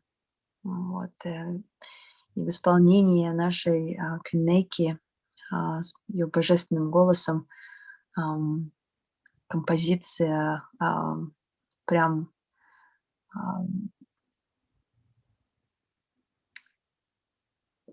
проходила через сердца всех наших слушателей.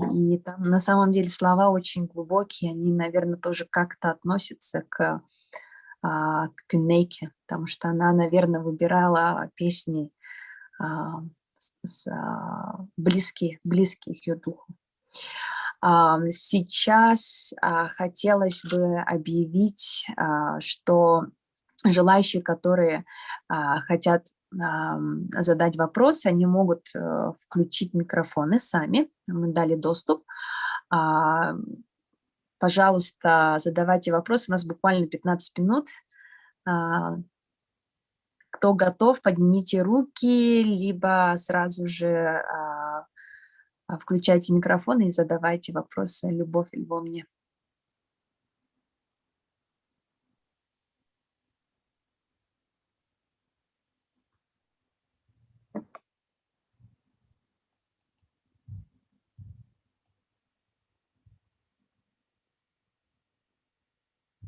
Еще раз повторю, что у вас есть возможность включить микрофон. Мы дали всем доступ. Пожалуйста, задавайте вопросы. У нас беседа прошла ровно столько, сколько нужно было. Мы записываем, и мы сейчас находимся в режиме лайв, онлайн в YouTube.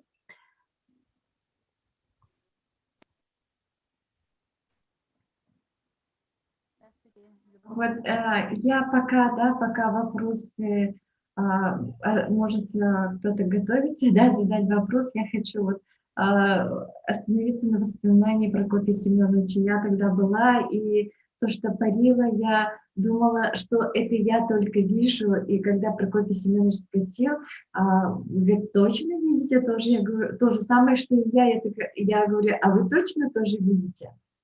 И когда вот у меня был страшный шок, когда Прокопий Семенович на ковре, он так сильно вскрикнул и сначала упал на колени, и потом упал на спину. Я подумала, что сердечный приступ.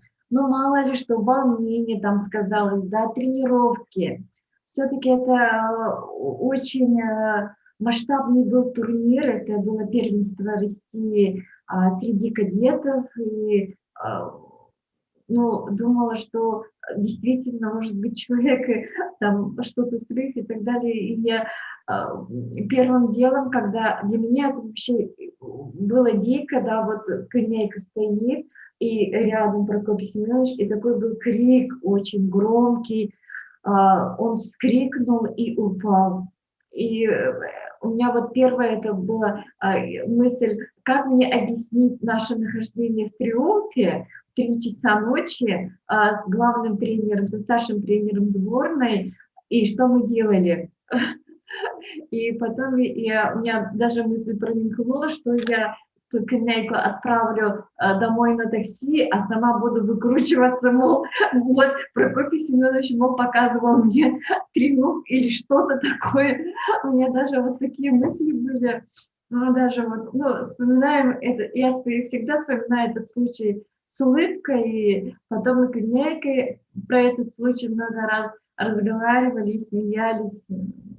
Но она, как ребенок, всегда воспринимала это очень легко, и то есть не было такого, что вот как-то она все как-то переносила. И вот все же там рассказывали, что перед сеансом, перед лечением она людей успокаивала, да, она на какие-то отвлеченные темы разговаривала, и потом она говорила, вы представляете, говорит, если я в обличье, ну, в шаманской одежде, вся такая серьезная зайду, и буду сразу начинать сеанс, то многие, говорит, просто вы не выдержите. Поэтому, говорит, я разряжаю обстановку, я как-то вас, как сказать, проверяю на прочность, кто как, и после этого начинаю сеанс.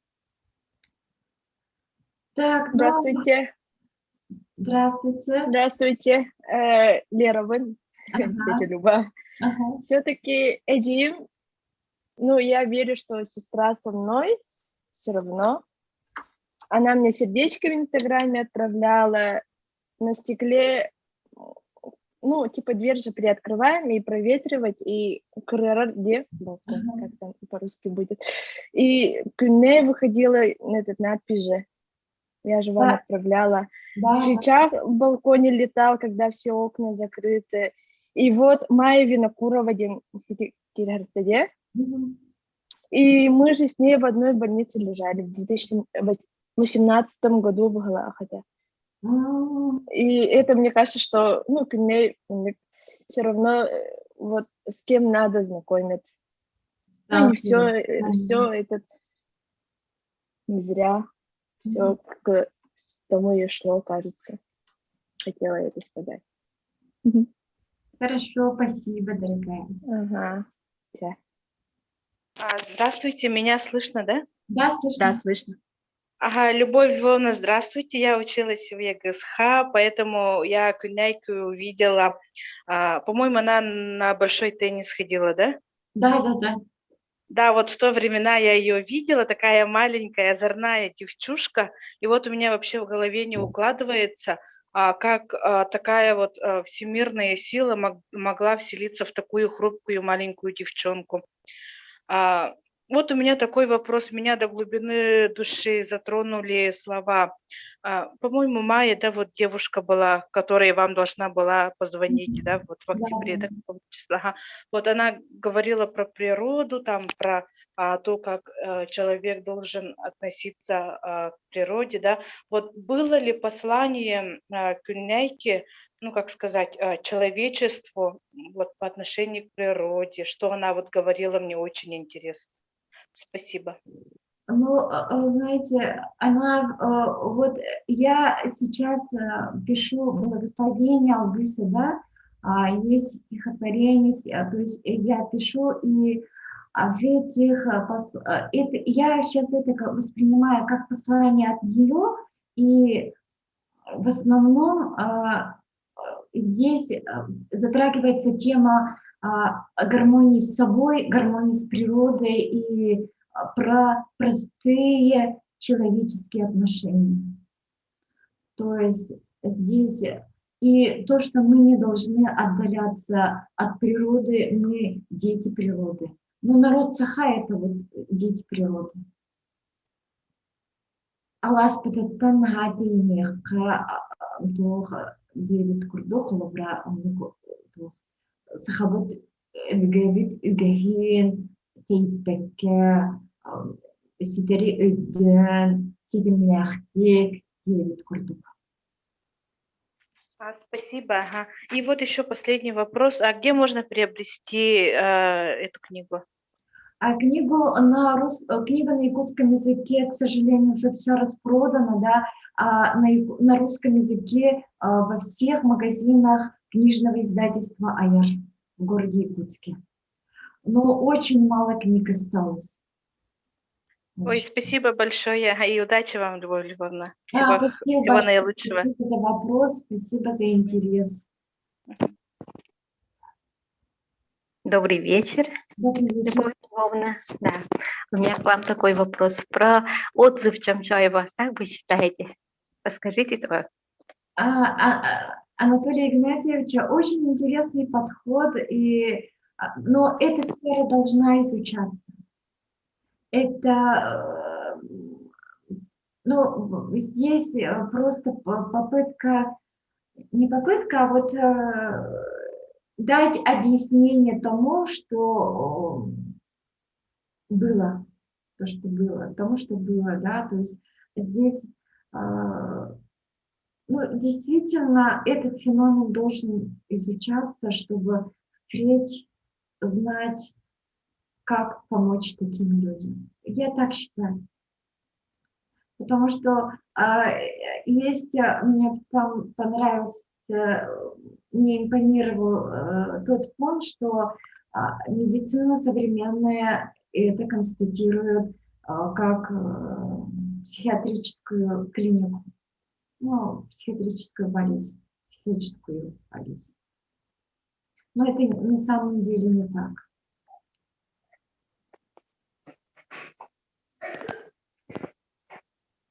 Может, что-то еще вопрос?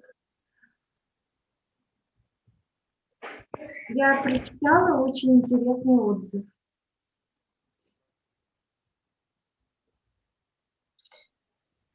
Итак, если нет... Хорошо, понятно, спасибо. Ага. Здравствуйте, Любовь Львовна и все слушатели. Спасибо большое, вот такую передачу. Я с 6 вечера даже ужин не готовила, сидела, слушала, вообще так интересно. И сегодня я читала и вам отправила, Любовь Львовна, книги. У меня нарисовано кусток, так вышло. Радуга, да, я видела. Ага. Сфотографировала и вам отправила. Я сама удивилась так. Потом раз 14-ю страницу перевернула, а там уже нету. Уже как прочитала, как вам отправила, и все, она исчезла. Вот это как очень хороший знак. Просто очень много хороших отзывов, таких интересных приходит. И действительно, сегодня я знала, что эфир пойдет на высшем уровне, что все будет хорошо, и это очень хороший знак. И то, что вы мне написали, отправили, это прекрасно. Спасибо вам большое за ответную реакцию, за то, что вы пишете, делитесь своими впечатлениями, своими отзывами. Но мне очень приятно.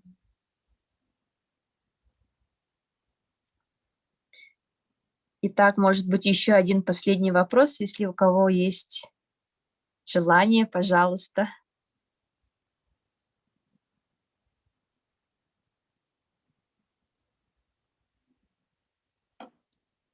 У Зарины уже утро, да, скоро?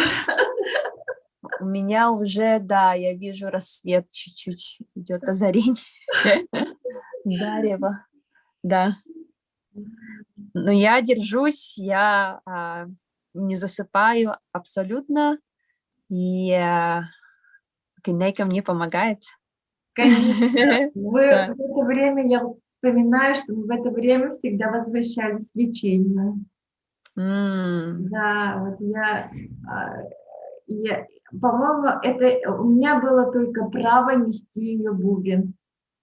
Она уставала. Это бывало редко, когда я несла, но единственное, мне она доверяла бубен. Который ею бубен отправила вместе с ней, она мне об этом говорила, что бубен надо класть в одном месте, бубен. Да. Бубен считается конем шамана, и они, играя на бубне, вылетают из тела, и душа шамана путешествует по 3 мирам. То есть И бубен может трогать человек только с разрешения самого шамана. Это очень, да, очень сильный оберег шамана. Итак, наверное, мы на этом закончим наше увлекательное путешествие, удивительные истории людей, которые соприкоснулись через Кюнейку с невидимым миром. Я чувствую, что вот через нее наши предки нам давали очень много знаков, очень много вот вселенской энергии через худенькое тело нам помогало. Вот наша Аи, да, 12 божеств высшего мира, наши Ичи срединного мира, они вот работали через Кюнейку для благосостояния нашего народа. И огромная-огромная благодарность всем, кто сегодня искренне поделились теми эмоциями, через которые они прошли. И те переживания мы все с вами почувствовали. И сегодня вот поговорили о Кюнейке, жизнь которой была короткой, яркой, как вспышка, как молния. И все-таки она не покинула нас, в чем мы сейчас могли убедиться. Она продолжает оберегать нас и хранить нас от бед. Надеемся, что со временем наука сумеет объяснить необъяснимое, объять необъятное. Эта книга, как уже говорилось в самом начале, первый шаг в этом направлении. Конечно, не все очевидцы дара Кюней смогли сегодня выступить, но это не беда. Подробнее с удивительным даром юной девушки можете ознакомиться, прочитав, соответственно, книгу «Одержимая тайным даром», которая продается в магазинах через сайт. Еще раз напоминаю, Аяр Лабиринт, Бук24 и в других магазинах. Так что всем огромное спасибо, что присоединились. Берегите себя, близких в это нелегкое время. Вся Земля сейчас трансформируется, идет глобальная оттепель, рассвет духовности в каждом человеке. И понимание того, что вот как мы жили до этого, уже нельзя так жить, поэтому глобально сейчас везде происходят вот эти изменения, трансформации. Самое главное, будьте здоровы, не болейте и поддерживайте здоровье духа, тела, ума, чтобы ваши искут были всегда полноценны и были защищены. И хотелось бы всем якутянам пожелать, наверное, уже доброй ночи. Да, у нас разница во времени. В Москве приятного вечера, а мне доброго утра. Вот так вот нас Кюнейке объединила с разных локаций, со всего мира, с разных мест силы нашей Земли. Самое главное, помните, что Аиджи — это дом, да, духовности, это матушка природа. Это мы уже находимся в доме в нашем. Вот, поэтому всем желаю доброго времени суток. Я отключаюсь. Любовь Львовна, огромная благодарность. Я вас очень люблю. Спасибо огромное за доверие вести вашу презентацию и всему коллективу Аяр. Очень надеюсь, что я смогу содействовать в переводе книги на английском языке. У меня тут есть уже желающие типографии, издательства, которые хотели бы почитать английскую версию и, возможно, даже выпустить в Америке. Так что очень надеемся на яркий свет Кюнейки, на лучик солнца, что она может озарить многих людей. Вот. Спасибо большое, Зарина, спасибо. Вот несмотря на разницу во времени, да, так стойко всю ночь. Спасибо огромное, люблю, обнимаю. Пусть все будет хорошо у тебя. И нас объединяет наша Кюнейка, наши общие цели. Все у нас будет хорошо. Всем пока. До свидания. Заринага улахан мақтал, Любовь Васильевна улахан мақтал. Мақтал. Зарина антискадикнига улалахабет. Улалахабет сбаска тахсахбет. Табат ишбат. Та мақтал